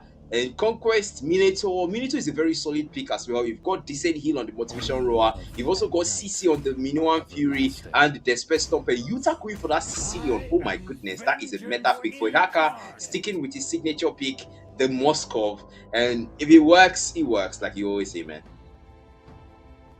I feel like don't fix it. I mean, if it's not broken, don't fix it. That's the one common rule in the rule book for any esports title, whatever that you're playing that you find yourself in. But I mean, the Moskov now, a Sicilian picked up, and I see a Paquito, for the insane burst damage that guy offers, he can take down anybody if he gets the combo correctly and if he's close enough to put them down. But at the same time, though, whenever, okay, 4 years maybe could possibly be able to counter Pac to an extent, that's for sure. No doubt the chase on the man can always chase Pac down and not give him that mobility escape that he always has. But of course, I see a Harith there as well. I think Harith recently has been in the meta if you know how to use him. Rather. I keep calling Harith a girl, forgive me guys, Harith is a guy. But yeah, Harith, if you know how to use Harith, he's a problem. But at the same time, if you don't know how to use Harith, if you're like Carl or Black or even MJ, you are cooked, bro. Yeah, I also don't know how to use Harriet actually. I barely play the guy. I think the only time I play him is when I'm forced to go mid lane, and it has come to my notice that a lot of people actually play him any lane other than the mid lane nowadays. Wow, okay. Harry jungle, Harry's gold lane. I've seen the likes, okay? I've seen the likes, but anywhere aside the main lane that he could actually be also okay in. And then we see Eve still consistently banned by Eternal Void. There's a reason they don't want Thunderby hands to be on that pick there. But then Skibidi going for a Harry's gold lane, so they don't have a proper marksman. In your opinion, Carl, is this a trade-off? A mage for a good laner. I mean, the thing about Harith is he can outperform a lot of marksmen, including Moskov. If he just gets the timing correctly, he's very problematic. He's hard to catch. He's hard to trace down. The mobility on the guy is absolutely annoying, and he's got that burst damage as well. So I think it's the Moskov in the early game that should be scared of Harith, not the other way around. But maybe when we go into that towards that late game where the 20-minute mark, the 18-minute mark, then that's where probably Harith might start to fall off a little bit if the Moskov is properly found. But in the meantime, I want to go and see what Kalia for the run. Okay, right now they don't look all that tanky. But I mean, a Phoveus and a Kalia into a Bagzia, that's already enough anti-heal for Bagzia to like make sure Phoveus can't do anything and Kalia also can't do much. So I don't know what the plan is right now. Same here. I also don't know what the plan is right now, but Lord Grimness is going for an Atlas. I love an Atlas pick, but in a situation where you don't exactly have a lot of large AoE, we only have little medium range AoE in this situation. Of course, the Synchro Vision on the Skibidi, the Synchro Vision is there. The Zaman Force, not really a good follow-up for the Fatal Links or the Atlas. Don't doubt me though. Okay, if you're running a god on an Atlas, that's not so bad. That's not so bad. Yeah, on the contrary, I think that's perfect. That is a perfect, should I say, combo there. Because the Atlas with the Fatal Links puts them in one spot. The god goes in for a massive CC and the burst and made magic damage. And even true damage as well. Don't forget the true damage of that guy. So that could be very deadly in the grand scheme of things. But I see a Lancelot getting picked up. The one hero that I've learned how to play, but I have not learned how to play. He's so complicated at times, but at the same time, he can be so easy. But in the meantime, though, these other pro players want to get a Town of Void and Astra for our grand finals. In the lead is a Town of Void with the very first map claimed, and now they make their way to what is we call a map 2 out of 5, and which could be a potential ground for EA to go and take that lead, or for Astro to go and tie things up. We'll see at the end of game 1, man. At the end of game 2, rather, because this is Astral coming out here with their own lineup. Thunderby going for a god, Kozen, Skibidi going for a Harriet. I still think a gold laner would be preferred in my opinion, but okay. I'm not going to say much regarding that. Let's see the execution. That's going to determine everything. But then let's get straight into the game. Of course, it's game 2. Don't forget, it's a best of 5, and it's Eternal Void versus Astral. This is the finals of the Mythic Conquest series, first quarter. And don't forget, it's sponsored by 1080X Monster Energy, casted by Carl and Black Matter. And of course, let's get straight into it, man. Farming Simulation, round 2. Yeah, the start of the game is where everybody just gets their farm up The junglers have to go and get, the Eclipse for upper scroll, get the Retri in the level 4, and start things in the very good note for their side. But in the meantime, though, like you said, farming simulation truly, and they are just going to be forming the pack and the Fulvius. I mean, the one thing about the pack is he can be very problematic in 1v1s, and he can put anybody down if they're squishy. So if you're Moiskov in team fights, you want to make sure you know the exact location of that pack. You don't want to leave him in your blind spots, because that would be very costly to not just you but also to your team. But we see a fire from already in that mid lane, sitting kind of critically low. He goes in, Lars is close by, and the very first kill found, that's going to be, oh my god, Khalil's getting put down. Late in the game, that cannot be good. That cannot be good. Not at all, man. Not at all. Yeah, they do continue to skirmish though in the mid lane there. Look at what's going on that mid lane. That mid lane can be quite chaotic sometimes. We did see the first blood being drawn in the game 1 in that mid lane, especially I think it was 10 seconds into the timeout for that Conquest. Oh, they still want to do that. They still want to tough it up for Conquest there. It's a 1v2. The man wants to get away, but Tidal Strike to the rescue. And Utah very, very low, and yeah, the Mythic projectile not able to connect them, man. Yeah, this is off topic here, Black, but were you watching the animation outside the game before the game started? I don't think I've seen that before, unfortunately. The Marcel, my god, that was a full movie. I've got to hand it out to Mobile Legends. The animation team, you guys are amazing. That was a full movie, and I was so hooked. I literally stopped everything I was doing. I was going to go to the kitchen and get water, yeah, but I was like, nah, leave that water alone. This is way more important than that full movie, season 1, 2, and 3. But now they go in for Toto. The Toto gets taken. Fulvius comes in the slow, takes out back, and now they go for a full team fight. Kalia gets down the slow. Allah claims the kill. God goes in, finds one for a trade. It's a back and forth, and sorry for a 3-2 on the kill feed. Speaking of kills, looks like they want to get one for themselves. Skibidi on the gold lane there against Void Hackers. Zaman Force popped. And of course, the synchro vision with the chrono dash. And I don't know how that's going to play out, because now a recall for Void Hacker. And I'm starting to see why they picked that Atlas, because now they see him go with a perfect match. Of course, the pretty to make it difficult for Void Hacker to get out of there. Oh my goodness, the Purified was not able to escape and Don Darby with a killing spree. Bad Fist with the Sanguine Claws does catch 2. And though Lord Grimness is caught in that situation there, Utah, Bad Fist committed as well. They want to go for more, but no can do. It's only Void Hacker who gets slain. Man, quite the hard thing there. If you're Moiskov, you would be so angry at God now. You'd say, oh God, is that how it is? Fine, I'm going to put you on my watch list. But in the meantime, 4-2, they got really very close. 9,000 up against 8,000 on the board for both sides. Not too far apart. If you're Astro, however, you're not starting things off on the, rather you're starting things off well. If you're trying to avoid, you're kind of on the back foot. But this is exactly how they started last game. They started things slow. They caught up the lead. They started going back and forth till eventually they went to go and win the whole thing. Right now, back and forth, you're doing a little bit of that mojo battle in the XP lane. Nobody's going to die for showing a 1v1 easily there. They're both really hard to kill. It's all going to come down to eventually ganking. And look at that. Speaking about ganks, though, look at that top lane right now. It's a potential ganking, but they're going to have to rotate back to their farming. Yep, that's what's gonna matter. But look at Mystic gosh, oh my goodness, oh my goodness. The counter input, that is a counter engagement for TC and Utah, then buyback Astral. They might have initiated first, but the Tyler Boy was more than ready to return the favor. And now Nagi comes and finds Utah there. Nagi might be able to salvage what they lost in that situation there. The Toys Poisons committed as well. Cheesy, then the fighting value and revenge and maybe take him down. But what the hell? Boy, the Hacker does fall. The Titan strike defensively, and maybe they can salvage something, just maybe. It's in the tier 1 and Conquest. Conquest will fall, and that is Nagi falling as well. Was that worth it, Cal? Was that worth it?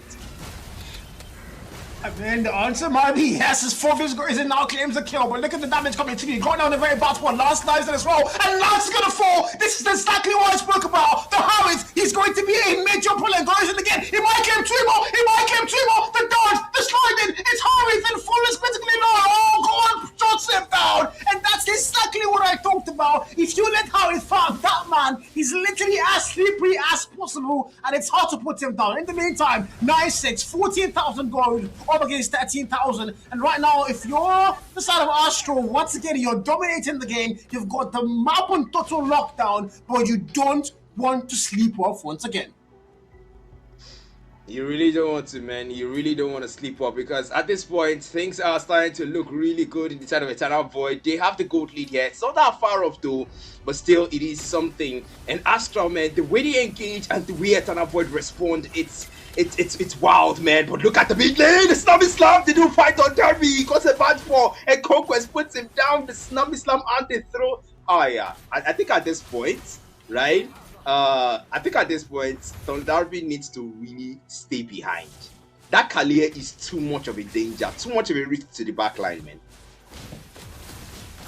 Yeah, it's going to be a problem. And yeah, the guy, if you look at how he's once again, I did talk about that guy. He's too automatic. First dives in, might not be the best call to make. As Packlin's first kill, Kalia gets put down, but Mersk will wave extended there. He's going to get punished out first. They're still going though, and we're going to see Lance coming in through. They're going to go for engagements there. First claim the kill, and Gord is going to go big, find one for himself there. It's a dance, but it's a 3-for-3 trade, and it's a literal, you know, equal trade there. Nobody lost a little bit too much, and Lance still going, trying to get that gold of God. God is going to have to back that one down, but if you're Lance, you also don't want to get too cocky. Just play it a little bit safe. You don't want to lose any more lives. 3-for-3 trade, and things are still as close as they could possibly be. Man, everything with these two teams are a cliffhanger, man. Everything with these two teams, they are a cliffhanger. No matter how you see it, no matter how you think about it, these teams just know how to make sure they do not slack. Neither of them slack. You do me, I do you. And yeah, I'm not gonna complete that in case you were thinking I was gonna say it. I'm not gonna say it. But they're the total most fun. You just had to say it, man. You just had to say it. But total sports now, and I do hope these junglers prioritize that objective, man. Yeah, it's a very important thing. Objectives are part of the game itself, you know. You want to get as much gold as you can possibly rack up, and now they're going to go 3, 4, 5. Pack goes in, Lance doesn't fall to that easily, man. Why would you even bother your time trying to put Lance down like that? It's really hard to get him, bro. It's a free total, absolutely uncontested whatsoever. And Eternal Void right now, they're starting to go down on that gold. It's a 2k account lead for Eternal, for Astra rather. They started the game off really well, but like we did the world last time out. They started really well, and then they started to go and falter. So the one thing you want to make sure if you're Astra right now is you started well. You have to continue as you started, so you don't go and lose on anything whatsoever. In the meantime, though, I can see a lane swap for Phobos and Harriet. I've got no idea why that happened, but I'm pretty sure they have a game plan that we just don't know about. But look at that fight come through, and Sicily in a very bad spot. God claims that kill, and they go in for the fight, and Phobos that's going with tape. They're all critically low. You don't want to go into the freaking turret. Who the hell is that? I think that's Bags, and he's going to get melted if he's not careful. Oh no, he still finds the kill somehow. Kalia gets put down. One on goes with his Bags here. Nobody could believe, but the SOD for Boydaka, the SOD, is Boydaka going to come through? Is he going to come through? No, he does not. At the free tier, one of the mid lane, man. I don't know what the Baxia was up to, man. But still, they do go for an invade, and Astral, the purple buff, seems to be taken here. But meanwhile, on the other side, Vincent, he goes for the boss on the jab and knockout strike, and he's able to flicker away. But as he flickered away, because Cheesy, all the knockout strike and Vincent, Utah put him down with the party pack. The Paquito combos, man. Under a lot of pressure, it can be really difficult to get them right. That's one thing about the Park. I do like Park. I do love him. I do play him every now and then. But I do know one thing about him is once you're in a very bad situation and it's maybe like a 1v3, you get confused easily and you can mess up those combos if you're not steady and sturdy. But in the meantime, though, if you're a Park, you want to be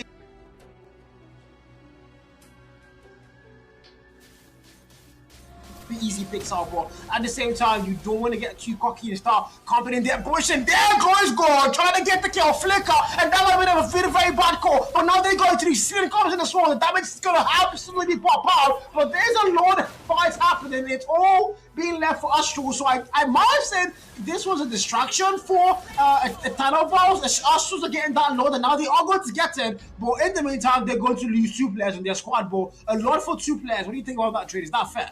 Yeah, I don't think so, man. I don't think so, boy. Thinking about the fact that they do lose 2 players now, and there's nobody to literally only 2 players now to defend that mid lane. But the Zaman Force now poked out there. That's Skibidi trying to get some value there. Maybe Chrono Dash in the single vision, but they do go in the Virgin Bright, and now 2 players are committed in that mid lane. Nagi is there. John Rose not able to pick it up, not able to pick any value up. The man is just trying his best to make sure he does not overdo things. and they keep that tier 1 on the mid lane still standing, man, with that Lord. So I guess in the long run it did favor them, but Nagi does his poisons! Void Arca caught in a bad spot and posted down, and then the Phobios, they go going, if it pushes back and forth and diving as well with a puncture. Cheesy gets away, and now Astra come with that Lord from the top lane. The lanes are synced, and now that's the puncture again, and Darby! Cheesy finds him, and they go for a summon force engagement full of the tier 2, and Utah added to the tally. Skibidi gets the KO! Vincent! What was that boss from the jab? Oh my goodness, Paquito finally getting the combos right, and the load is already there. Astral 2 players down for eternal point. They have 4-3 numbers advantage, and now Griffith's perfect match just come out there. It's a dive again. Vincent wants to get that boss and knockout strike with a damage and a follow-up from Skibidi. Ron Griffith takes out the trick, and Skibidi takes out a 2, maybe one more, or maybe the base for the snappy slap Conquest on the final title strike. He's able to do the CC and push them back out of the base, and Utah is there. But with the mask, Skibidi is in fast spot. He's able to get away. Chrono dash defensively and a jab defensively from Vincent. They push them away, and Astral will have to try out in another siege. Yeah, but then, again, this is the one thing we talked about. They're going for the early end. This time around, it was a good call, though. I wouldn't say that was a bad call. They're trying to end things as early as they possibly could. It almost did work out there, but unfortunately, the side of a ton of origin need to give in. They're still fighting. They're still in this one, and they want to make sure that they fight it out to the very end. And of course, we get to go on the fact that if they can drag things out to that 20-minute mark, then Moskov might actually start to dish out some serious damage and could be a potential problem. But in the meantime, it has proven his worth. He's been absolutely phenomenal. That's the word. No doubt whatsoever. And every single member of his team have been carrying their own weight. 40,000 gold, about a 7,000 gold lead there. And my God, that 7,000 gold would be more than enough to set up Blackwater for life. Yeah, fair point, man. Fair point. And 7,000 gold would be very solid, especially when it's melted down or sold or however we, man. However we, it's going to be very profitable. 10 seconds until that Lord though. Back to the land of dawn. We do have 5 more seconds, and Eternal Void want to play out for that orange ball first before they see whether they can contest, if at all they can, because the zoning out is starting to get aggressive. And now we see Lord Grimness now come out there, as well as Vincent. Gotta be careful with this pack though. Lord already have HP. Aggressive melting down of the Lord, as even the ultimate committed on both their sides. Jesus, Astral take down the Lord, leaving no room at all for Eternal Void to contest, man.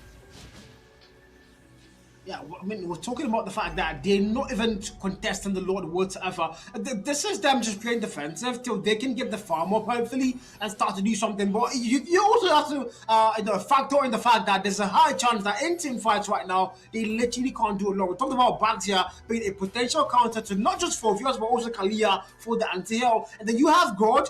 If he gets CC correctly, he can put Moskov in a tight spot. He can also put CC in a very bad spot. And then you have Lance, who's the only person that can dash all the way through, but he could also be in a bad spot. Speaking about bad spots, here's the first kill. How is it going to end? First kill found. Forrest now puts out gold, and Vakuto takes out Moskov. It's all down to the base. They're locking that base down, and Astro are not dragging this one out. We're back on par, 1-1 in our grand finals. Woo! We knew this was going to happen. We knew this was going to happen. Hey, we knew. We absolutely knew. Oh my goodness. Cheesy is number one. Cheesy is number one Nigeria Lancelot, and Conquest is number one Nigeria Lancelot. Okay, but leaving the medals now aside. Okay, Vincent is number one Paquito. Wow, everybody's carrying main. Well, why would they carry? It's understandable. When Astral finally, we saw them, not make the same mistakes they make, and this is exactly what we expect from a tier 1 team. We expect them to learn. We expect them to adjust. We expect them to do things that we didn't see in the game 1. You can't make the same mistake or do the same thing and expect different results. It doesn't work that way, right? But game 2, much better on the Astral side. Eternal Void, though, they did put in the effort. Unfortunately, the gold gap and the fact that Astral kept taking those lords were just what made the difference in the long run. Yeah, I think we've then factor Harith being a problem. I did say early game Harith and Moskov would be like a Harith bout for sure, but at the same time I didn't really factor Harith being a problem.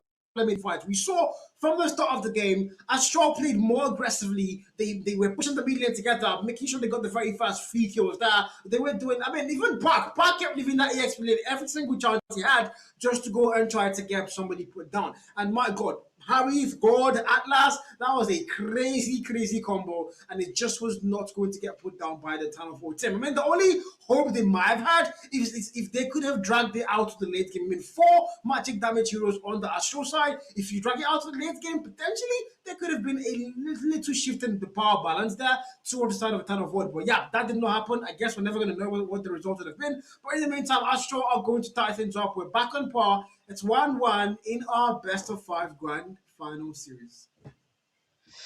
We're tied up, man. Don't forget, guys, it's the best of 5. Like Carl did say just now, it is a best of 5.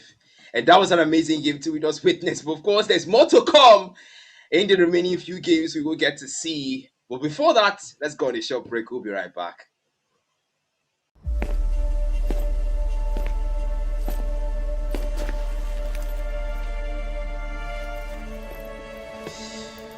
Who did this?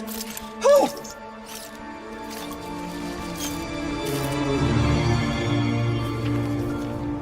Halt! Stop her! Huh? She's the one who took everything! Who are you?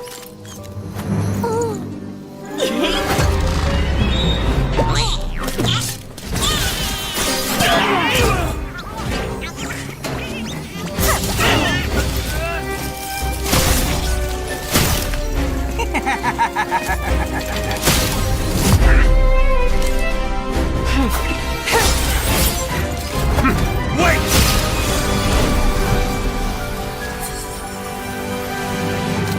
Sorry, Eamon.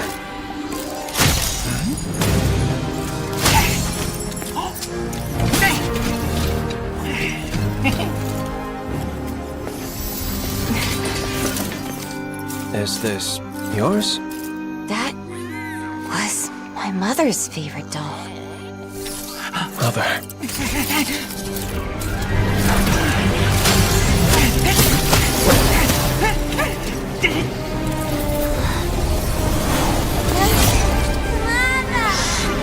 Left us because of her!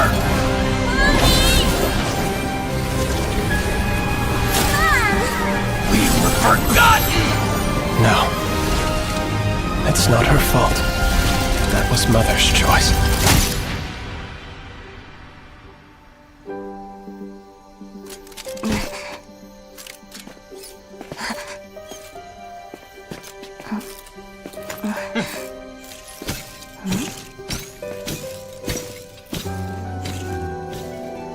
Then he's my... Give it time.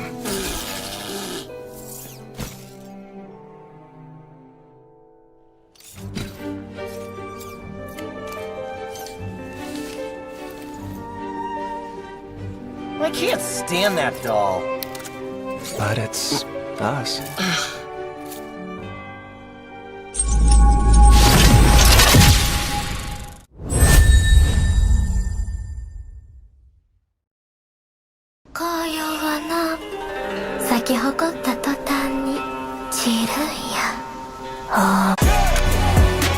Let's see how you do under pressure. Let's see how you do under pressure. Give them a name to remember. Hey, let's see how you do under pressure. Let's see how you do under pressure.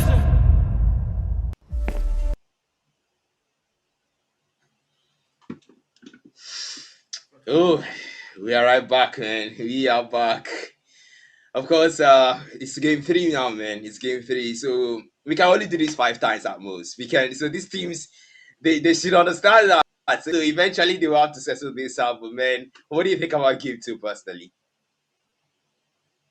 Yeah, I think that I loved it, and we talked about the hero picks at the beginning. We did give credit to Hamilton said he might be a problem in the early game, but I think the might word I used was a bit disrespectful because I was not familiar with his game. You know, go blame me, bro. The guy was flying around the map like Michael Jackson, like he was putting everybody down. And the goddess one, that the mage was on point. The combo was absolutely spot on. And if you're a Town of Void now, do you not know who to properly ban or how to find a way to go and counter the lineup? But I'm pretty sure we saw what happened after game one. Astro banned their own picks just to bring something else. So it's a bit of a mental game right now. So if you're a Town of Void, you also have to factor in the fact that these guys, they're prepared to let you ban their mains. They could just go out and pick other mains. They look like they have a very wide variety of hero pools. So if you're a Town of Void, I think you guys are also one of the best teams in Nigeria, if not Africa. So you also want to make sure you're able to counter these guys and think on your feet as you go. But yeah, game 3 is about to load in black. And I can see you are smiling like Christmas chicken. I don't. Why are you smiling, bro? Who promised you rice? I'm actually trying to wrap my mind around the fact that the Harris was actually more of the problem than a Claude. I'm wrapping my head around it because who would have thought that a hero created outside the lane is more problematic than a hero created for the lane? But let's not divert too much into it. Okay. But yeah, let's move on. We're in the draft right now for the third game. And yeah, shout out of course to the 1080 production house guys. The overlays you see, and of course the stream assets you see, they are all made and produced by them. So shout out to 1080 production house. And shout out to 1080 and Monster Energy for sponsoring the tournament, by the way. I am looking at the bans right now, and I am seeing a Uranus ban. Is that understandable? At least it was kind of a problem in the game one, right, Carl?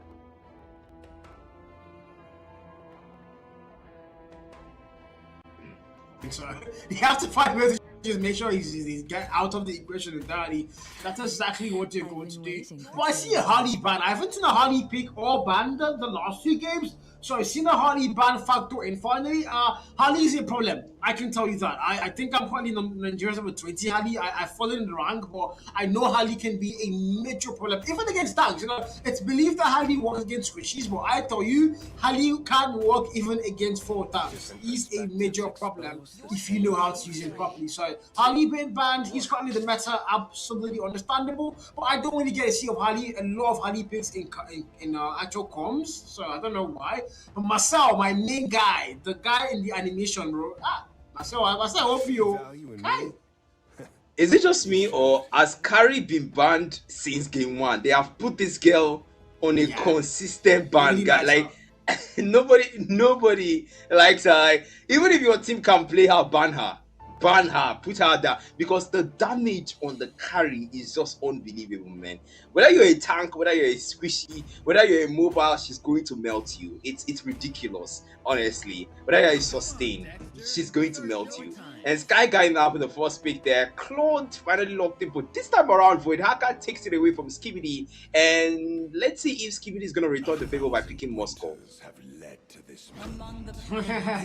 That would be quite the irony, but oh, you finally get on the pick here, and we have talked about Thunder RB on the Eve. He's a major menace when he was on that Eve. So letting it be open, I mean, it can't work out. I see Jushin, maybe a glimmer of hope for a Jushin pick. That also would be a major problem. Selena as well, I don't really see her in the correct meta. She's OP, still OP if you know how to use her, but I don't think she's in the correct meta. But if it works, I suppose, because they are going to have to need a little CC. But of course, I just know, bro. I know, Jushin. Oh my goodness! Like the execution of Utah's the execution of Justin in the game 1 that I saw, it was perfect. It was perfect down to the last minute detail. It was perfect. The Justin was an absolute problem for both the back line and the front lines. And seeing the Justin picked again by Eternal Void, that is going to be okay. Hold that thought. Skibidi goes for the Harry again. The Harry wasn't banned, neither was the Harry picked. They allowed the Harry, and it looks like Eternal Void did not rate the Harry the way me and you are actually thinking about it, Carl. Yeah, it be like saying Alias right time. Hey, God, I did. I'm actually shocked that somehow they let it slip through them, but they're gonna put the Bagshear down. Because I mean, we saw what the Bagshear did. I think that was at the 7th minute mark. Bagshear was literally in between two turrets, dealing damage to 3 people and killing one of them, and still not dying. I don't know how to explain that to my kids in the future, but it happened. Bagshear was there between 2 turrets against 3 heroes, and he did not die. Rather, he killed one and still somehow managed to leave that fight. So. Whilst you're banned, absolutely understandable. Had we not been banned, I can't really factor it. But the one thing I've also learned about Mobile Legends esports is you can't ban every hero, so you might as well find a way to counter them. Can Claude put the Harry down? We're going to find out. So you get banned. He gets banned, and you're gonna find out real soon, indeed, like he did say. And I want to see what the last set of bans. Actually, they are complete. Yeah, the Soyo is banned, the Baxter is banned, and okay, the Kalia is finally banned. We've seen Kalia picks 2 times in a row now, so the Kalia actually banned this. Oh, the Grok being picked, and maybe not pick. The man is even indecisive though. Should he pick the Grok or should he not? Because since the Grok is available, why not just go for it? The Grok is a very solid, good laner. And Sky Guy though, looking for who to go for in this situation, sticking it through. And the Cheese is still sticking with that Leomod pick. Yeah, he has to be pretty decent with that Leomod pick. He started Laplapu pick. Is that a Laplapu pick? 2 seconds. Is that a Laplapu pick? Whoa! Yeah, baby! Yeah! Nah, bro, come on. Nah. Put the fries in the bag, bro. Put the Akara in the nylon, man. Bro. Do you know Lapu is your main, bro? You can't get that excited about come on, Lapu pick, bro. It's like me and the Halley, bro. Yeah, I look hard in the mix of things here. I wouldn't say the best choice, but seeing that there's a Jushin for CC, there's a Claude that can escape you, there's a Leomod who has the massive heal as well, and then all in all, you also have that Grok there. I don't know if the Alucard is the best pick, but at the same time, though, I mean, I can't doubt these guys, man. We see what Astro can do. Even in game 1 where they lost, they were not slacking. They were only making 2 many mistakes. So whatever they pick, I'm pretty sure I'm just a bot and I can't relate to it. But in the meantime, though, all 10 players loading in. We are on that loading screen. And what do you think about the draft so far? Man, I can see the tank matchup, and personally, I personally think that's a good move.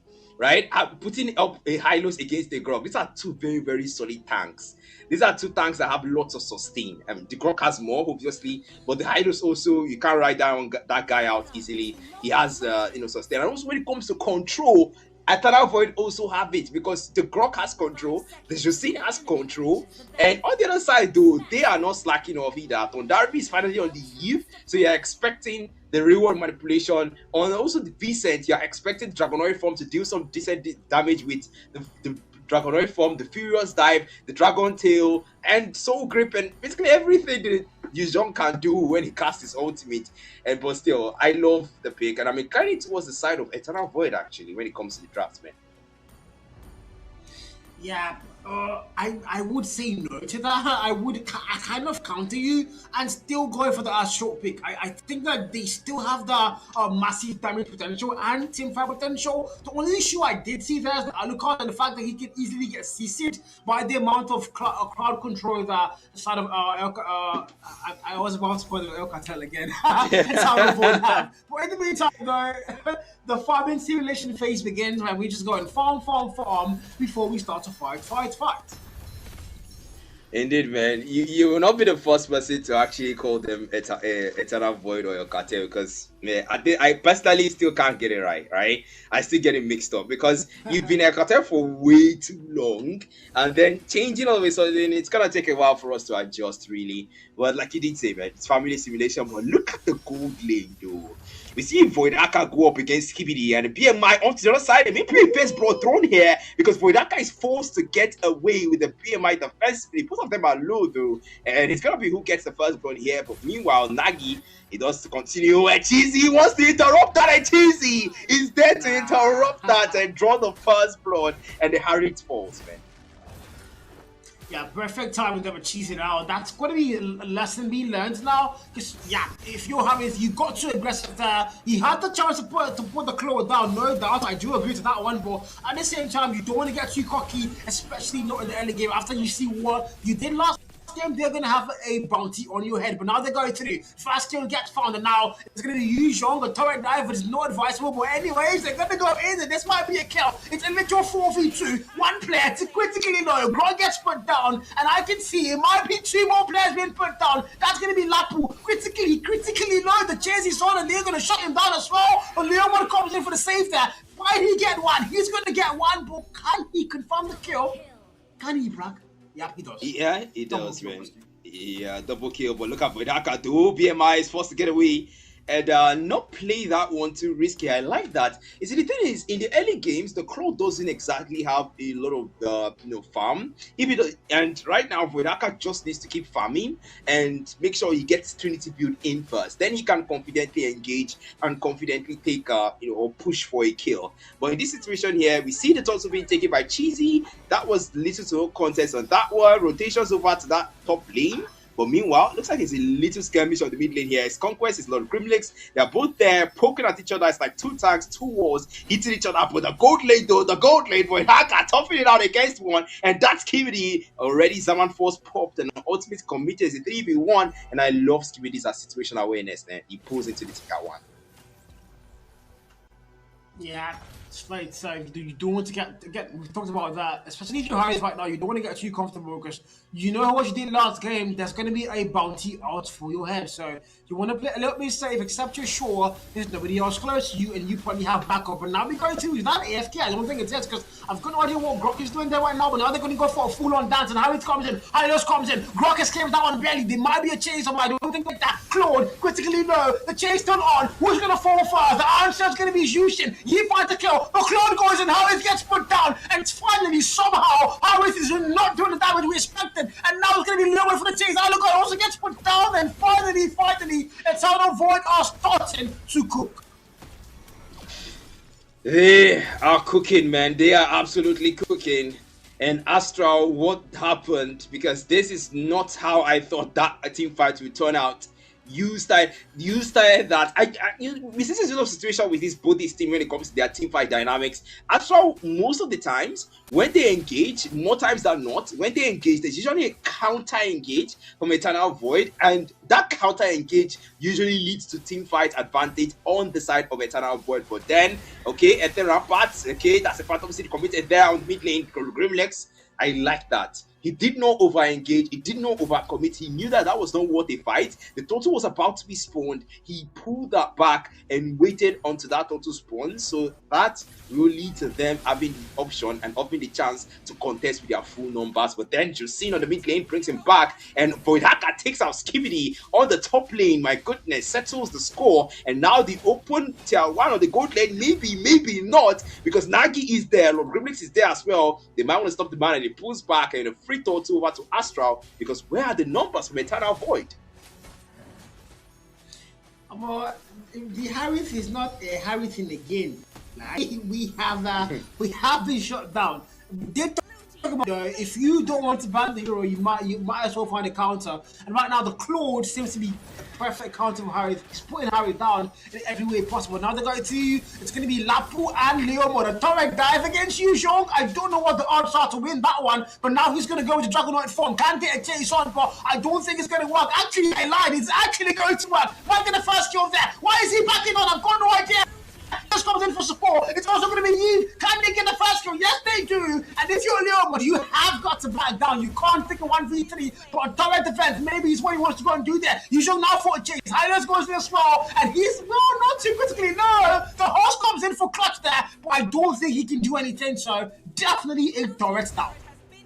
Definitely a turret down indeed. But there was another skirmish going on the mid lane though. Skibidi, a bit enthusiastic there for Voidaka, taking advantage of his absence and taking down that tier 1 on the top lane. Man, Eternal Void, they play calculated. They split their efforts across the map and get value for it. They might have lost the bottom tier 1, but they took the top tier 1 in return. This is what we call cause and effect. This is what we call a trade when it comes to those turrets. Eternal Void showing high calculated play. 45 seconds on that next turtle is 19k gold stand for them and 18k for Astral. But then Vincent might have other chances, might have other odds to play out here. but I don't think so. Decent. They just clear out the minion waves and the Furious start defensively into the tier 1 Astral. Rendezvous maybe, but the Ether Rampart doesn't do much, and Nagi is still busy with his orange buff.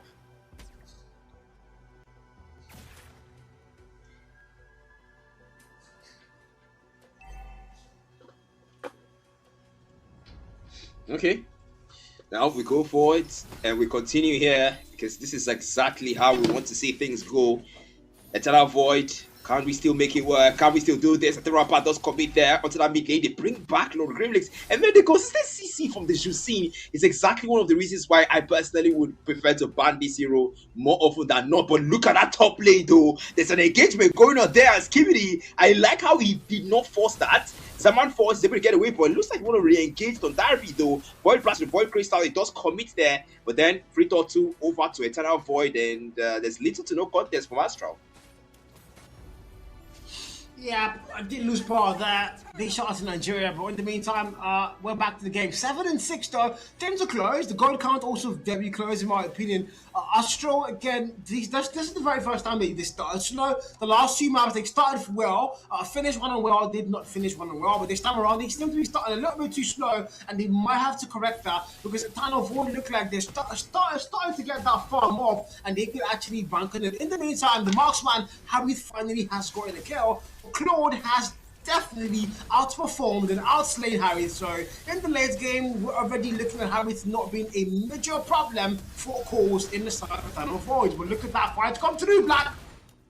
Fight come through indeed there. Blizzard went already committed. Oh, Nike! Wallace Martin, now the match trying to get value, but no way. Conquest burst him down, and that's a kill. Now another Skibidi added, and that's 2 players down just like that. For one, only one Sky Guy for one for Eternal Void, and maybe they might go for another because Lord Grievous is dead to defend tier 2, but can he? Cheesy turns his attention over to that purple puff, and now Lord Grievous is chasing down Conquest.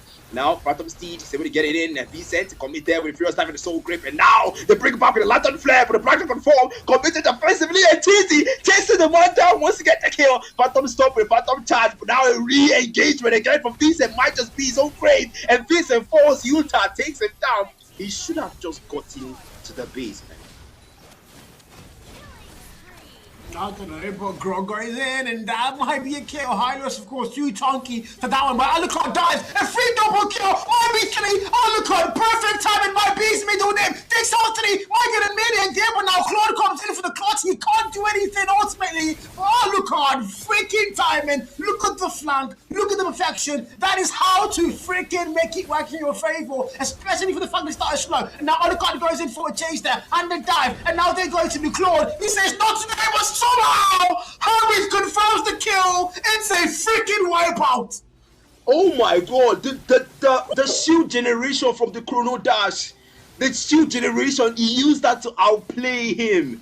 My goodness, this is one of the things that gives you an advantage when your skill has a shield in between, but still, now they go for it, committed, of course, with the Crimson Beacon and the Lantern Flare. It's Utah, but the Lord's already taken by Astral. A bit too late, though, and that is Astral taking advantage of things that they take down the tier 1 on all the lanes, and only the tier 2 is left standing. But in return, Eternal Void have also taken down the tier 1 on all the lanes, so technically, if you think about it, that's not really a big of an advantage there, but the Lord already coming there and the waves already synced. Let's see what Astral makes of this, man.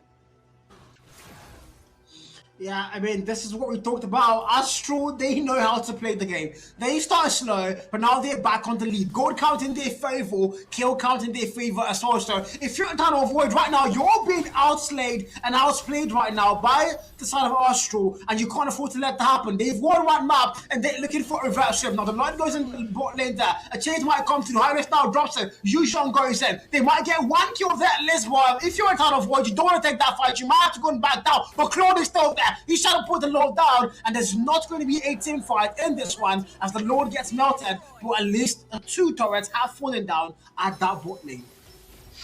Yeah, and that's the start, man. That's usually how we start. Well smash defensively from Nagi. And man, let's see how this goes really, because this is exactly where they want them to be. Where they want them to be, rather. Lord Grimlix, take things slow. Take things slow. Do not commit hastily. Do not commit hastily. And now, Conquest, look at them, look at Nagi. It's a jungler. They know he's there. They know he's there, but Willie smashed defensively, and they're trying to target Cheesy. Look at the pickups. They want to go for the jungler pickups here. They know what they're doing. Phantom Seed committed there. It goes for it. Gross pathway already. That's Vincent there. Committed on the pop.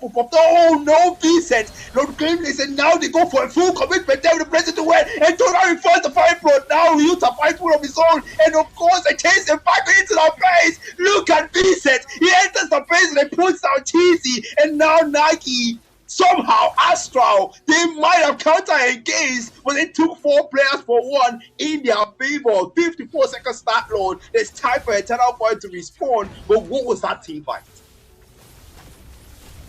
Man, that's a little 4-for-1 trade. Things are working out really fine, and they look like they want to go for the base, but I mean, they've done it before, and then this time they said, you know what, we're not going to make that mistake. We're going to have to go and play for load, and I think that's exactly what we're trying to do now. Get a proper let's load setup, and they could possibly go and end the game. But the good news is 1 inhibitor has already been put down. 2 more left to go. But in the meantime, the goal count in your favor, the kill count in your favor, the map control so far as well is absolutely yours. So if you're a Eternal Void, you started the game so well. What happened? How did they fall off? Can they find a way back here? Can they still make this map theirs and retake the lead they've had from the first game? Mind you, Astro have not been able to get their hands on the series lead quite yet, but they have tied things up, and they're looking like they want to go and get that lead. Now the lot spawns in, it's a 5v5, everybody's back in the game right now, but at the moment, it looks like the side of Astro have the better map control and more opportunity to go and get that load claimed.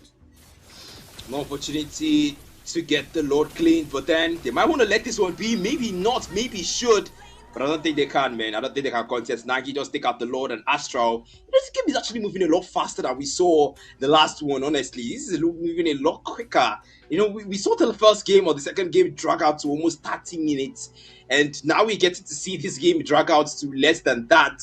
But I do hope they can make something of this, really. I do hope they can make something of this. This is game 3. In case you guys were wondering and if you're just joining us, this is game 3. And it's a best of 5. Astral and Eternal Void have 1 win each. So whoever wins this game just needs to win 1 more. And that is going to be the crown winners of the finals.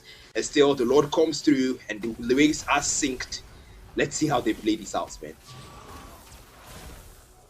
See how they play out. Maybe a lot push, but at the same time, they could counter and make a way to put down the last 3 inhibitors. But I think they're going to go toward that mid lane. Can he work though? The answer to come too soon. Alright, let's go in for the the pathway. It's going to get dropped now. They're going to do YZ comes in as well. It's all damage. It's all hell being let loose, and nobody's falling. You've got in as well, the ultimate there, but they're still fighting. How now falling down? Claude goes in. Lapu falls down first, and that's going to be 2 players. Make that 3 and 1 falls to him. Another counter. Claude goes in. Finds only 1, but the base is left open. Can they end things here? It's a freaking Astro as they take the lead for the very first time. What would have thought?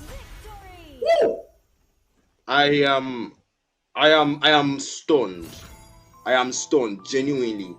How? How? How? How? You're surprised? I have a lot of questions. I have a lot of questions, but there's no time, so I am going to just leave that until the end of the entire thing. Okay, but seeing the Lapu 3 points, yeah, I did not see that. I did not see that because I hyped up the pick only for me to see this, but that's fine. That's okay. He did his best. And yeah, over to the game we saw. Yeah, impressive gameplay from Astral. Amazing game 3. They absolutely took it. And now they only need 1 more win to end the series in their favor. But Carl, what do you think about game 3, man? I mean, first of all, we can say they're trying to pull off a reverse sweep. They've already won, 2 back-to-back maps. They lost the very first map, mind you, and now they've won 2 back-to-back maps and 1 more map away from closing things off at the grand finals and being crowned the very first winner of the Mythic Conquest series. So if you're Astro now, you're in a pretty good spot. But at the same time, what happened to the map 3 there was Eternal Void started the game really well, and then they started to sleep off. They started to falter, and you know, I think they got a little bit too comfortable, too complacent. Maybe the one thing they noticed was the Claude was already dominating that gold lane. Harith was on the farm, and I think they got a little bit too comfortable for that fact alone. And yeah, they got punished heavily because everybody else on our show sat up, and it just became a hell of a show for them, and that's how they claim the map too. So if you're Tunnel Void, you've just been making too many bad calls at this point in time. You have to find a way to start the game consistent and end it consistently well if you want to go and force out to map 5, or map 4 might be our final map. It just might be our final map, but then that's gonna be up to the two teams, and of course we will go on a short 1 minute break. We'll be right back soon. Don't go anywhere, guys. 紅葉はな咲き誇った途端に散るんやほんま残酷やわあんたもそういう儚いもんがお好きならこちらへおいでやす Let's see how you do under pressure. Let's see how you do under pressure. Give them a name to remember. Hey, let's see how you do under pressure. Let's see how you do under pressure.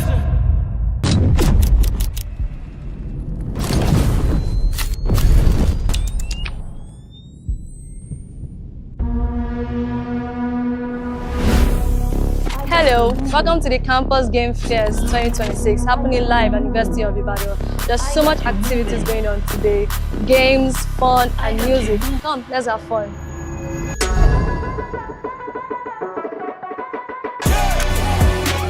Let's see how you do under pressure. Let's see how you do under pressure. Give them a name to remember. Hey, let's see how you do under pressure. Let's see how you do under pressure.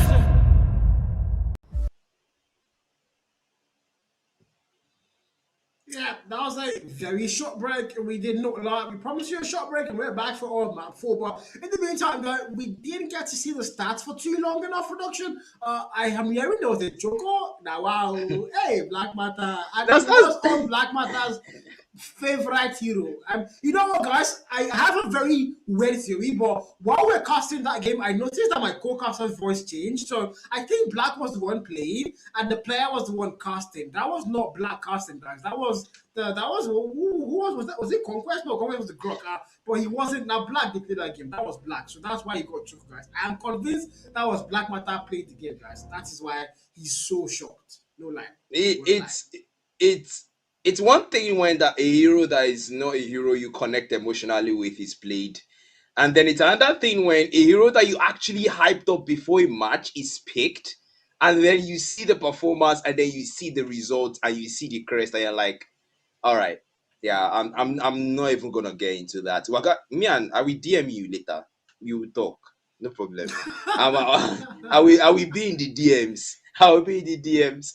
Oh, that is game 4, and we have come such a long way, man. This is almost the end of the grand finals. We can only play 5 games. Don't forget, guys, it is a best of 5. If Astral takes this game, then that is it. The grand finals are over. It has been such an amazing time, such an amazing moment, such an amazing set of games. And of course, we see the bans now for game 4. And we are not even allowed this carry. Like, no breathing room. Ban already.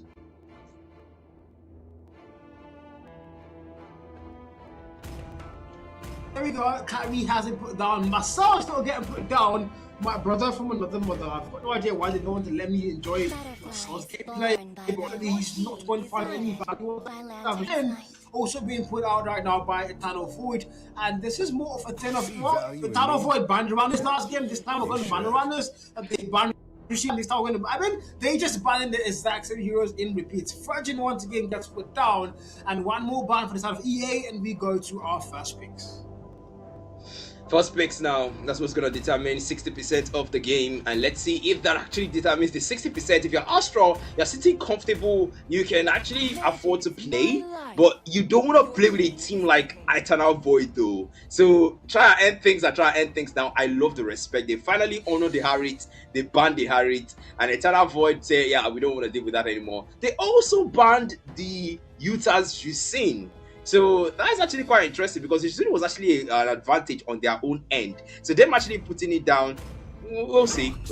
Skippity, let's see on this end what he goes for. Nagi goes for a Baxia. Okay, that is decent. That is okay. We saw him cook with the backside last time. Conquest wants to go for the high lows. Void Haka as well. Might want to go for the Moskov because What's up my work? The Harriet is already banned, and he might want to go for his comfort, or maybe go for maybe a Claude this time around, like he did do in game 2. Yeah, probably a Claude. I mean, the thing about this is the Claude actually did work to an extent, but at some point in time, we just saw the Claude absolutely fall off and start getting bamboozled. So, yeah, if you're the Claude, you want to make sure you just hopefully get not farmed. The one thing about the Claude is he's effective, but he needs to be out farmed like everybody else in the lobby. He needs to make sure he's got a very impressive amount of farm if he wants to go and play properly. If you're underfarmed as a Claude, my brother, just put the Akara in the nylon because your damage is literally going to be like pebbles being thrown, and it's literally not going to do a lot. But of course, most cop gets picked, and Skibbity says, you know what? If you're not going to pick your mate, I'm going to pick him for you, and we go for the bout. You know why I this is a bit off topic right now, Carl. You know why it hurts more? Because Kirito don't see content for meme, and now my meme when go use do content. Like that's why it hurts so much. It hurts so much right now because Kirito will make a meme with this and they will post this thing on the announcement channel. I will be in your DMs, don't worry. It's okay. I will be in your DMs. Conquest are going for the Hilda. We haven't seen a Hilda pick in a long time, but no, we did not get to see the Hilda pick. They went for a Yushong. The Yushong has been pretty effective recently, though. You know, the back diving and also the okay. I love that respect pick. I love that. Yeah, Pac being put down, I can understand why. The last time we saw Pac, he was a menace, but at the same time, in my opinion, he still wasn't all that. He can be easily countered. The one thing about Pac is he can be easily countered. You just have to make sure you have the right self heroes to go and do that. But putting him down is better than having to have the thought of him, you know, waiting in bushes for you, especially if you're a Claude or a Yves. You don't want that guy anywhere near you with the massive one boss combos. But of course, in the meantime, we see a Kalia ban, a 4-year ban, and the Kalia, understandable, the massive regen for the whole team. She can be problematic. You know, there was that one event they released that time where what the event where you had all the heroes had massive lives. Like if you're Kalia, you have a massive regen. Kalia was one of the best picks in that. I think you were only allowed to use the Hayabusa. When they brought out the Hayabusa, the Lucas skin, where he was, oh my god, I can't remember the actual event, but in that particular event, Kalia was annoying because she wasn't dying. Kalia was taking a 1v3, and Kalia was not dying in any way possible. A chimp ban? I haven't seen that the whole game.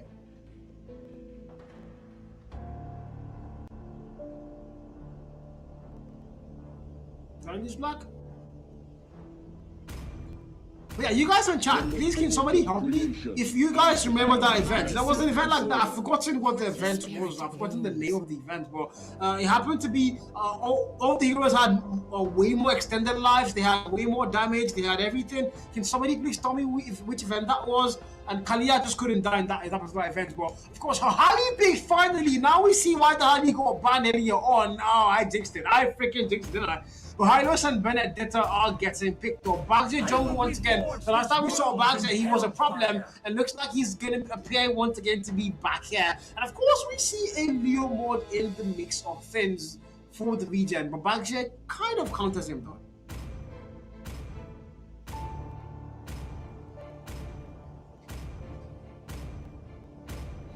Yeah. Welcome. Okay. All right. Thank you, production, for confirming that. Yeah. Picks are back. Picks are done. And we are down to our 10 players, which could possibly be our very last map. We're in map 4 out of 3, so wherever you guys are watching this, I say hello. This might be good night if we're not careful. If you're a Tunnel Forward, you're literally one map away from losing the grand finals. If you're Astro, however, you're one map away from not just completing the reverse sweep, but also being crowned the champions of the Mythic Conquest series brought to you by 1080. In the meanwhile, we spawn into the beautiful map and all the action is about to spawn in. So this is where things start to get wicked. The one thing about Bennett is she can be a massive problem in the early game. She's got that burst damage and she can rotate very freaking fast. So the jungler has to watch out for her, the mage has to watch out for her, even somehow the marksman also has to watch out for her. She's just that fast. But now we're about to start our farming simulation, Black. Yeah, she's fast as F, boy. And of course, that's the thing about the Benedetta, like you did say, man. The elapsed daytime passive is one passive. You can just keep holding the basic attack and keep spamming that passive there. But there's a little skirmish in the mid lane, and I want to talk about Skibidi taking. We talked about this before, but Haka going for the Claude, Skibidi going for the Moscow, both of them swapping the picks and trying to show who can do better. But then that mid lane, Raw and Order Stone comes out, but nothing major. Both of them are just doing their early rotations and just making sure that things are, the farm is checked. Lito as well, and it's also given, man. Yeah, and we have Utah on the Yi, by the way. That's Thunder RB's default pick, but we're sitting on the Utah, so I don't know, probably trying to make sure he takes it off him and makes it work for his side. But in the meantime, though, it's still farming all the way through. Bounce, you're critically close to that level 4. If that Cheesy wants to go for a 5 there, I don't think that's a very smart move and a choice now, because you do know the one thing about Bounce is, if you understand, you can't heal up if you're out of the ultimate. You can't fight him if you're Leo mode. You have to make sure you've got teammates around you if you want to stand the chance. Bounce here in a Leo mode 1v1, that is a death wish for any Leo mode. You can't do that. But of course, in the meantime, that was a little poke, but nobody fell. Look at that EXP lane out now. Wiser than Bennett, and Wiser able to claim the very first kill. Fast block drawn, and guess what? It's going to be in favor of the Eternal Void. And we have seen this pattern before. We have seen Astral give over the early game, and we have seen Eternal Void give over the early game as well. So when it comes to the dynamic between both these teams, right? When it comes to the early game, it's pre-established that it's pretty much nobody's. Anything can happen, right? The dynamic is ever changing there. And the total though, look at the zoning out there. Nagi tried to spend with a pounce on him, and they go 1v4. My goodness, hungry for blood, because the bronze surface skin is being used and Cheesy takes him down. That with Jungler down, and that's a free one maybe, but they reset the total and started over again. But Sky Guy Draconoid form chasing down on Darby, and he's not able to pick up one, but Sky Guy is not very low, and that's decent. The last daytime, listen to where it comes out as well. Sky Guy does find one. The Sky Guy should go back, but no, they put him down and Fizz against a double. This is the banner you warned them about, Carl, and this is 2-1-1 for ArcadeYe. My God, that was a lot of chaos at the same time. The total managed to get snapped away there, but at the same time, a lot of lives fell down with it. 3 APs for both sides, however, on the kill feed. The goal count still very critically close. It's less than a 200. And also in the meantime, thank you MJ. The mode I was looking for was Mayhem mode. That was the mode where everybody had double lives, they had double skills, everything.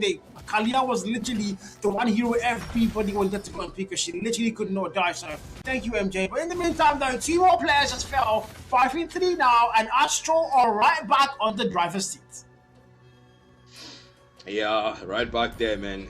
Like I did say, in the early games, it has been established between both of these teams that nobody has it. It can change. Anything you do, I can do too. And if I can, I can. If you can't, then I can, basically. And 45 seconds to start next to rotations. I like the fact that Conquest is guarding Utah. See the taunts there with the unbreakable, and the steel balls! Sky Guy busted! Oh my goodness! And it was this Sanchez that Conquest there as well. The gross back to the backline, and now Conquest next to the chopping block. Maybe not so. It's a taunt with the steel balls as well. Cheesy trying to get valuable. Astral are relentless, but Utah comes through a point blast, takes that one, and now they go in! Phantom Slash, and Vincent gets the kill, goes out. That is a Benedetta with mobility. That is a Benedetta soul vessel skills, and that is a Benedetta that I want to see gameplay. And man, that was impressive, really. Benny on the 3-1-2, that it couldn't get any better than that now, can it? The absolute damage, the absolute time and perfection is the word there for the man. And so far, so good. Gato just the embodiment of tanks. This guy is a problem, and he's really hard to put down. Even in the quarter meta, after all the nerfs he's gone through, he's still one of the most upsetting heroes to go and play against. But I mean, right now, so far, so good. 14.4 thousand gold against 14.1 thousand gold. It's really close, but Astro are going to be on the driver's seat now. The total spawns in a full fight man going to Shiva. Look at that top lane though. Wiser and Bennett having a dance of their own in the meantime. So we're going to see who's going to claim that title first. We're gonna see who gets killed that person first, but then one manipulation from Utah committed there. Cheesy, Nagi's low, don't stand still there, Joe, but he's gonna fall, and that's Conquest getting a double. The Hydro is getting a double, but VZ, final blow in a defensive manner, back top lane in the EXP, but meanwhile, Sky Guy on that mid lane is not on Darby, but he has to let him go. Eternal Void wants to play it safe, but they cannot. They push out the team.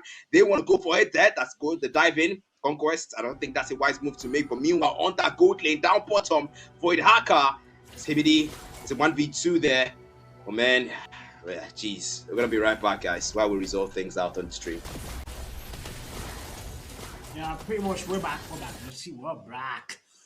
Okay, but in the meantime, though, guys, forgive the production issues we're having. A couple black screens. I'm pretty sure that is being fixed behind the scenes, and we are back to the BRB screen. Yeah, we're back.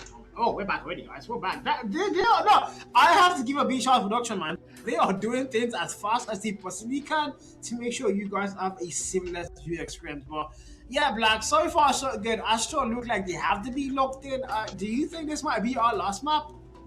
It's very possible, man. It's very, very possible. Asperman just wants to just round up things here and just say, hey, look, we've played house long enough for you guys. We have done, you know, a literal back and forth. We've done respect picks, we've done respect bans. You've picked my pick, I've picked your pick. We've basically done everything that we possibly can think of in the finals. But at some point, we actually need the money. I know you do too, but we want it more. But speaking of, there is a team fight needed that our attention should be, because this might just dissipate as fast as I talked about it. Yeah. It's gone. Yeah, there's no fight there. You saw it, guys. Today started in the stage. You know what? Because Black wants to cast it, we're not going to fight it. They are going to back it down. In the meantime, however, it's going to go towards that bot lane. Most confident about it bats 4, but I don't think for long, as they're going to have to retreat. Now, the total spawn then bags here. Driving in, they are going to start something good here, but can they find any value? The total spawn then is a full-on slaughterhouse very soon. You've got it. The first kill, not found. Now, better fighting. Leomon not even able to get that stage on. Now they're still going. It's all Astro. That's Ben here. Freaking Ben here. Once God claims one more. I claim a double with the Arsus, yes. And it's still going. It's Claude. Just probably save them, but I think he's also going to get put down there. The chase is on. Westcoff's still on him, but somehow able to escape that one very barely. But it's going to be a nil for 3 trades. And if you're Eternal Void right now, things are not looking good for the crowd and for the throne. Things are not looking good, it did, man. But look at Cheesy now. That's one there. Oh, Sky Guy, where has this Benedetta pick been all this while? Because they have been saving the absolute last. And Fizzy, final blow offensively. But Fizzy is shut down by Cheesy and says you're not fast enough. And then puts him down.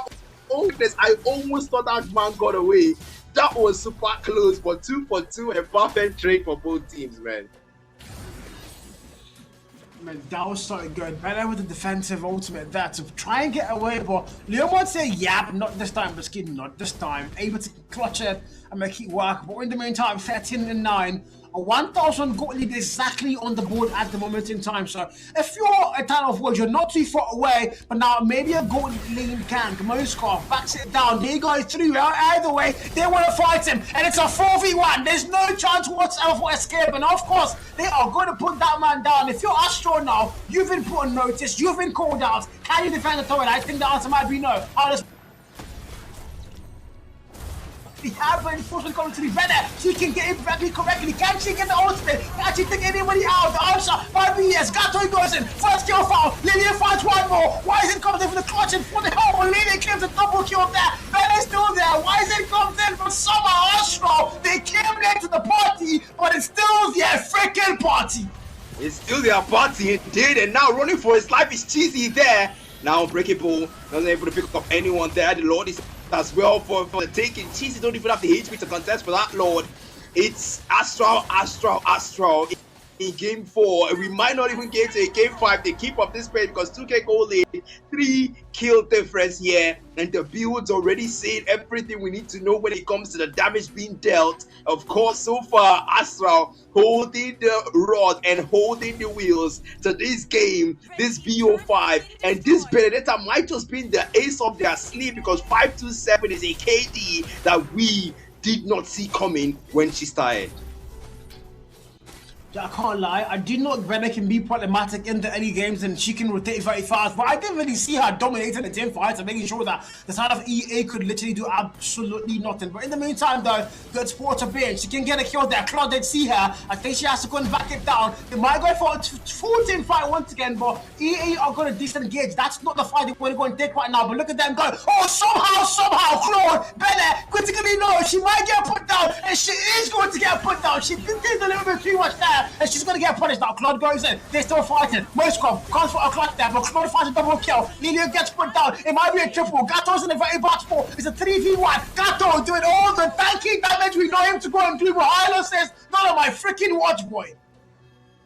Oh my words, man. That was impressive. He was able to take down no one and 4 players just like that. Astral lost their members, and now Nagi, the last man standing. And that's the thing about the late games, man. When you lose your members, you will lose your turrets because they will push them. Because see the mid lane here, the push there, but the minion waves they didn't come out there. Okay, now shooting it here. The Tortoise Poison's now fully committed. They want to clear out the waves there, but for that guys from the them out of people committed as well. The last part of it, then they do come in and they drive the force and the damage. And now the Phantom stay from Cheesy, but Nagi with Tortoise Poison's and Skibidi with the Moskov. He does come in there, but Cheesy's trying to get away, but Cheesy cannot get away. The man is slow and Skibidi, you had the chance. Why did you take it?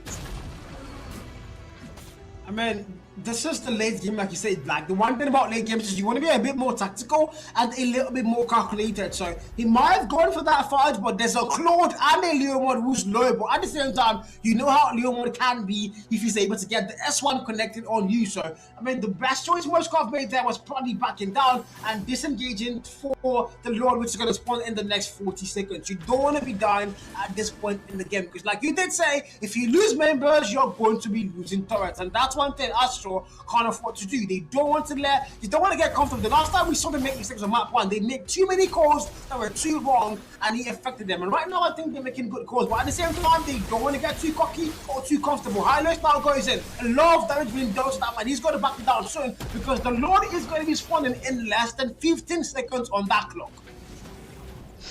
Less than 15 seconds on that clock, and Astral seems to have positioned themselves because look at the wave clear, look at the macros management here from them. They're getting them right because now the waves are already in their favor. They freeze the waves and now they push it through. But Skibidi is already there, starting out this Lord. They do start it out, but the Eternal Void, Arno, Slouch, they also get their own macros right. But the Lord is almost half HP now. Lord already half HP. How they're gonna place? How they gonna place? Okay, Black Dragon form. They do start it down early, and then avoid first to make the move there. Abyss Walker dodging away the Dragon Tail, but now the Furious having a petrify. And Skibidi is still able to get away from that hold. Meanwhile, Skibidi falls Teasy, gets the kill, but Tondarby now in the back for Black Shoes committed. And on the other side, there's a full-on team fight. Conquest is already low, and Lord Gremlin survived that one, but Skibidi defends that one for Vincent. An eye for an eye. It does get away. Phantom Slash puts down Conquest. And now 1 for 1, 1 for 2. Oh my goodness. Cheesy puts out on Darby as well. And now 2 for 2. And Tanner Boy are trying to make it a wipe of Wakanda. That's the question of Grimace in the midst of it all. God, oh yes, they absolutely do. For the account, a killing spree. And Tanner Boy take down 4. And Astral forced to back down.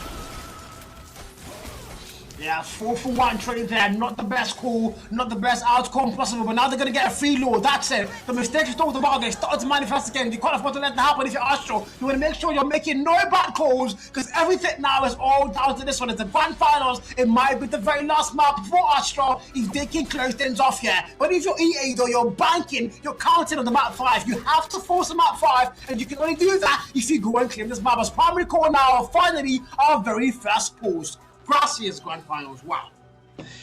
Yeah, it was. I think at this point it's kind of deserving, honestly.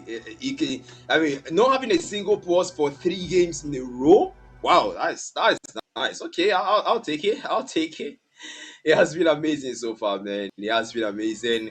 These guys have shown us peak. These guys have shown us impressive gameplays. These guys have shown us resilience. EA have shown us that, look, it doesn't matter if your game does not start out the best way it possibly can. It can still turn. We saw them engage first. That flipped over and they responded as well. Counter engagements came through. They put down 4. Astral had to back down. And now the Lord is coming against them. Let's see what their response will be.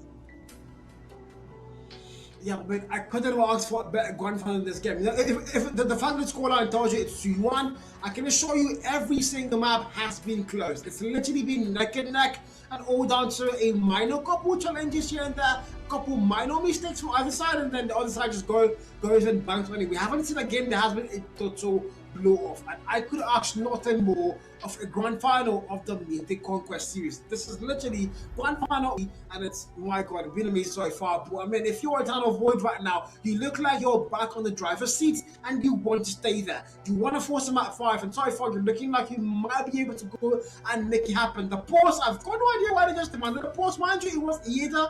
As for the pause, I'm hoping it's a good course and they can make it work and end things on the map.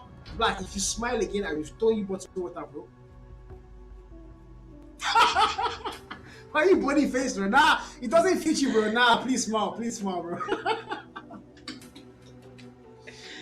Yeah, it has been amazing so far, man. Guys, Eternal Void, Astral, they have shown why both of them made it to the finals. This is absolute, impressive performance from both of them. I am still looking forward.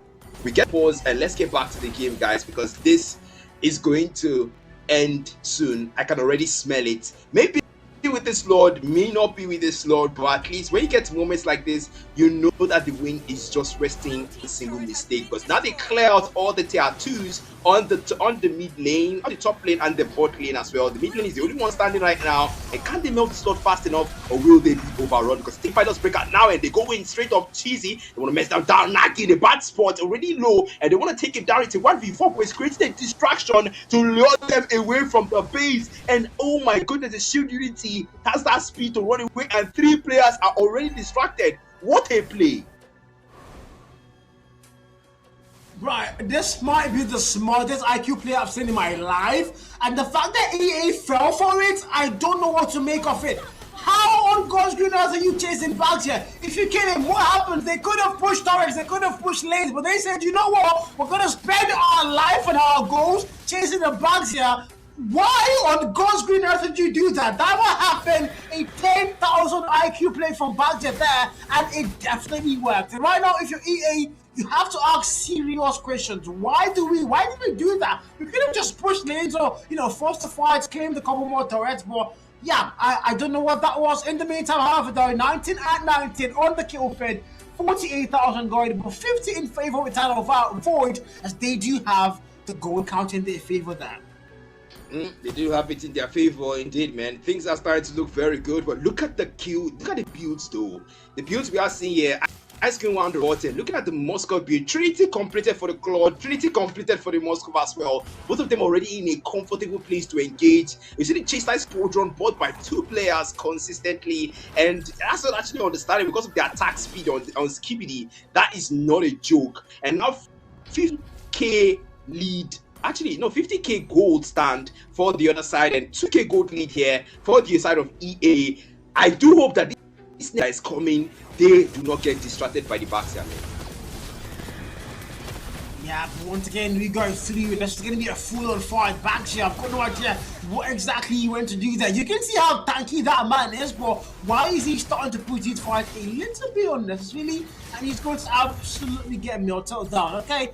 That one was a 0.1 IQ play. Yeah, this particular one was a very bad play. I've got no idea why he did that, but at the same time, there's going to be a load about to spawn in, so they should have somehow played for Lord, kept their numbers, but now the Lord spawns in, and we don't have our jungler if you're Astro. That's the one thing now you know. Why is they trying to get a push on the lane? Or rather trying to stop the push on the lane from happening, and he can't do it, but now the Lord's going to get slain, and that's a very easy uncontested Lord. So, yeah, Bagsia, what just happened? What just happened? Yeah, Astro are actually starting to make some questionable plays right now, honestly. I don't know why the Baxia made that play he did, but now look at the Glorious Pathway already committed. They're actually not yet committed. Yes, the Phantom Steed instead, but on Darby, is trying to get away there. The Glorious Pathway is slowing them consistently over Daka. Falls first, and now maybe a comeback. AOG catches one down, and now 2 on his Spear of Misery. Oh my god, Skibidi. But Vincent is there for the finish, and now Vincent takes that one. Conquest 4, 3 players are down. Astro, what is this comeback? What is this play? Future trying to get away, but no, he can't. Oh my god, Astro, they keep the golden road alive. What the? Jesus! Players! Just like that! I do know what to make of that, but ultimately the call back to the Lord is going to be making that meet with the dead base. So Brennan now left for a defense. She might be able to stop it. She can't stop it, but usual in a very basketball. And now they chase a full wipeout. They don't even let the man do anything. He might be able to stop them. Gato gets put down, but the base is there's the claim. And Astro are your champions through and through. A full-on anniversary. 3 actual win. Oh my god. Oh my god, man. Astro in a freaking comeback. I cannot believe what the hell.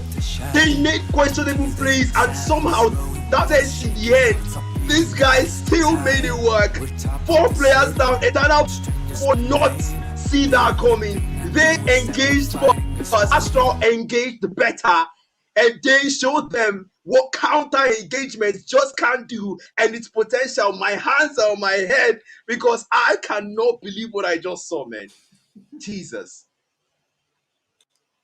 Yeah, I mean, we just saw the fight there, and I'm like, why did they get the fight there? You have a Lord, you might as well wait for the Lord to spawn out, push the Lord or something, but they had no cushion whatsoever. They took the fight there, and my God, Benet, Lilia, they went all out, all the damage being dished out, and they just made sure that grand final was going to be theirs. Astro lost the very first map due to a couple mistakes here and there, and they said, you know what, the next 3 maps we're going to lock in, and we're going to claim the Hurricane, and that's exactly what they did. They've come, they've sinned, and they have conquered the Mythic Conquest. They are the very first champions. They've now etched their name in history as their name is going to get written on that trophy of gold or silver.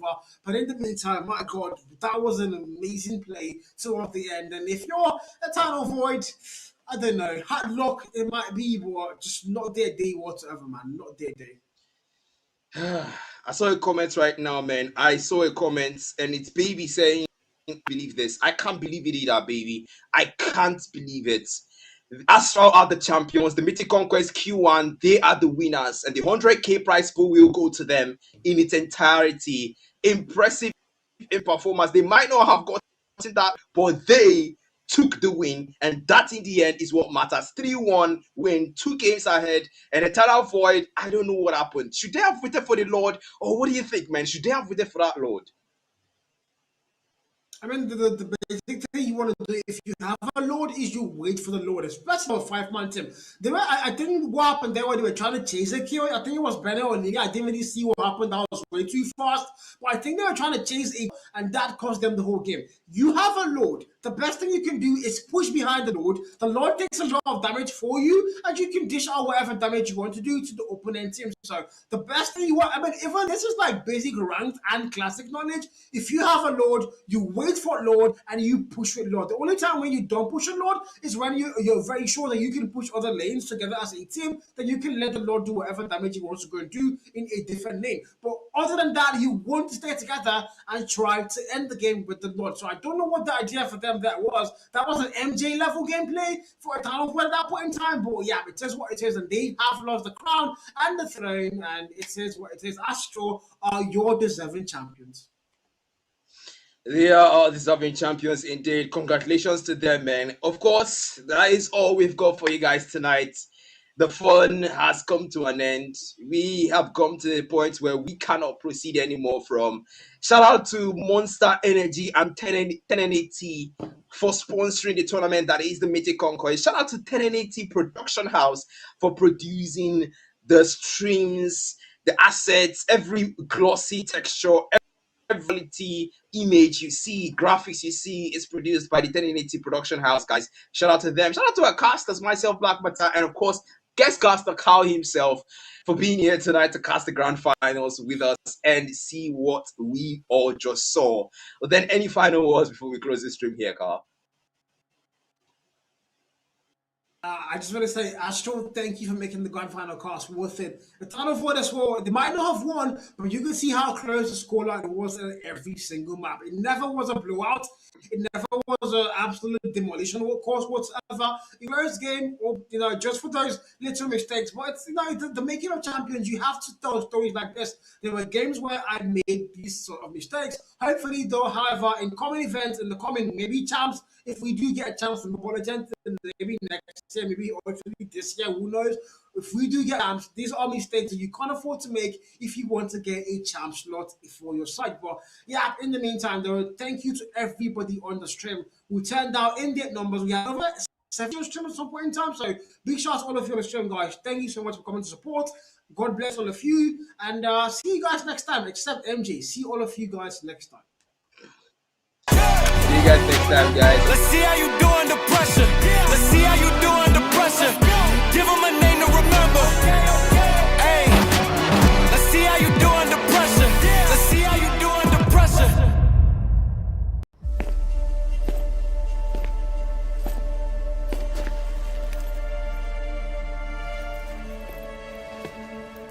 Who did this? Who?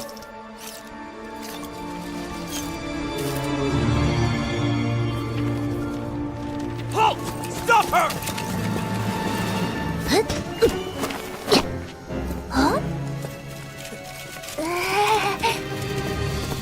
She's the one who took everything. Who are you?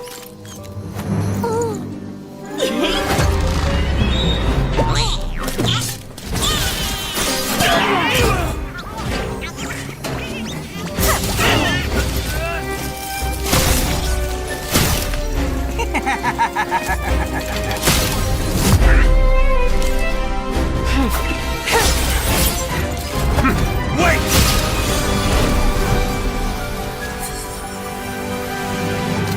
Sorry, Eamon.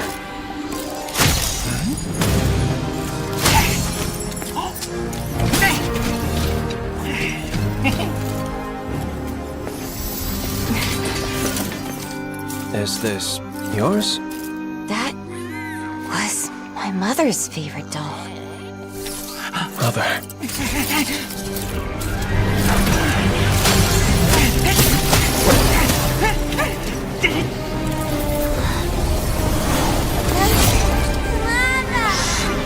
Left us because of her.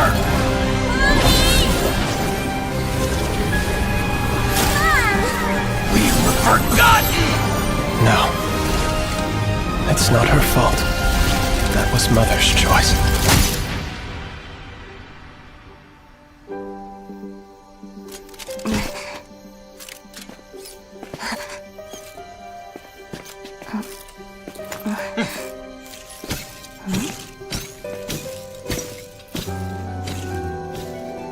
Then he's my...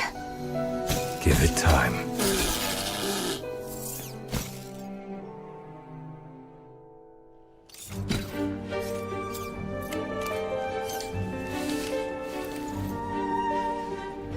I can't stand that doll.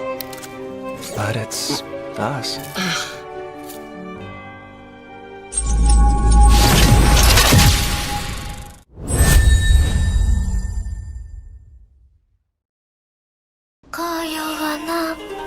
咲き誇った途端に散るんや。ほんま残酷やわ。あんたもそういう儚いもんがお好きならこちらへおいでやす。 Hi, I'm Dilo and I'm live at the 10 and 8E campus. Let's see how you do under pressure. Let's see how you do under pressure. Give them a name to remember. Hey, let's see how you do under pressure. Let's see how you do under pressure.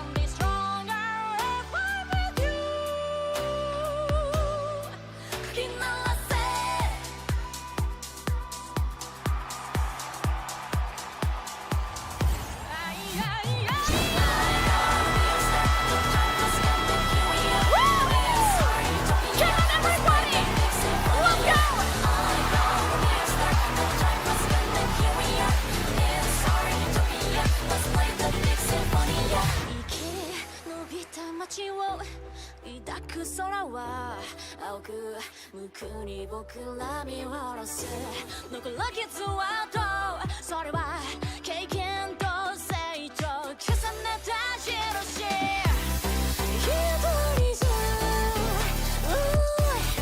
ゃ頼りない声もぶつかること恐れないでこの心の奥さらけ出して調和した僕らが世界を変えるかき鳴らせ愛のセオリー高らかに響かせ目と向かって目守って未来へつなげるとにかく散々な過去だって乗り換えていけるさありがって抱いて強がって本当に強くなれこの人生に送るよこの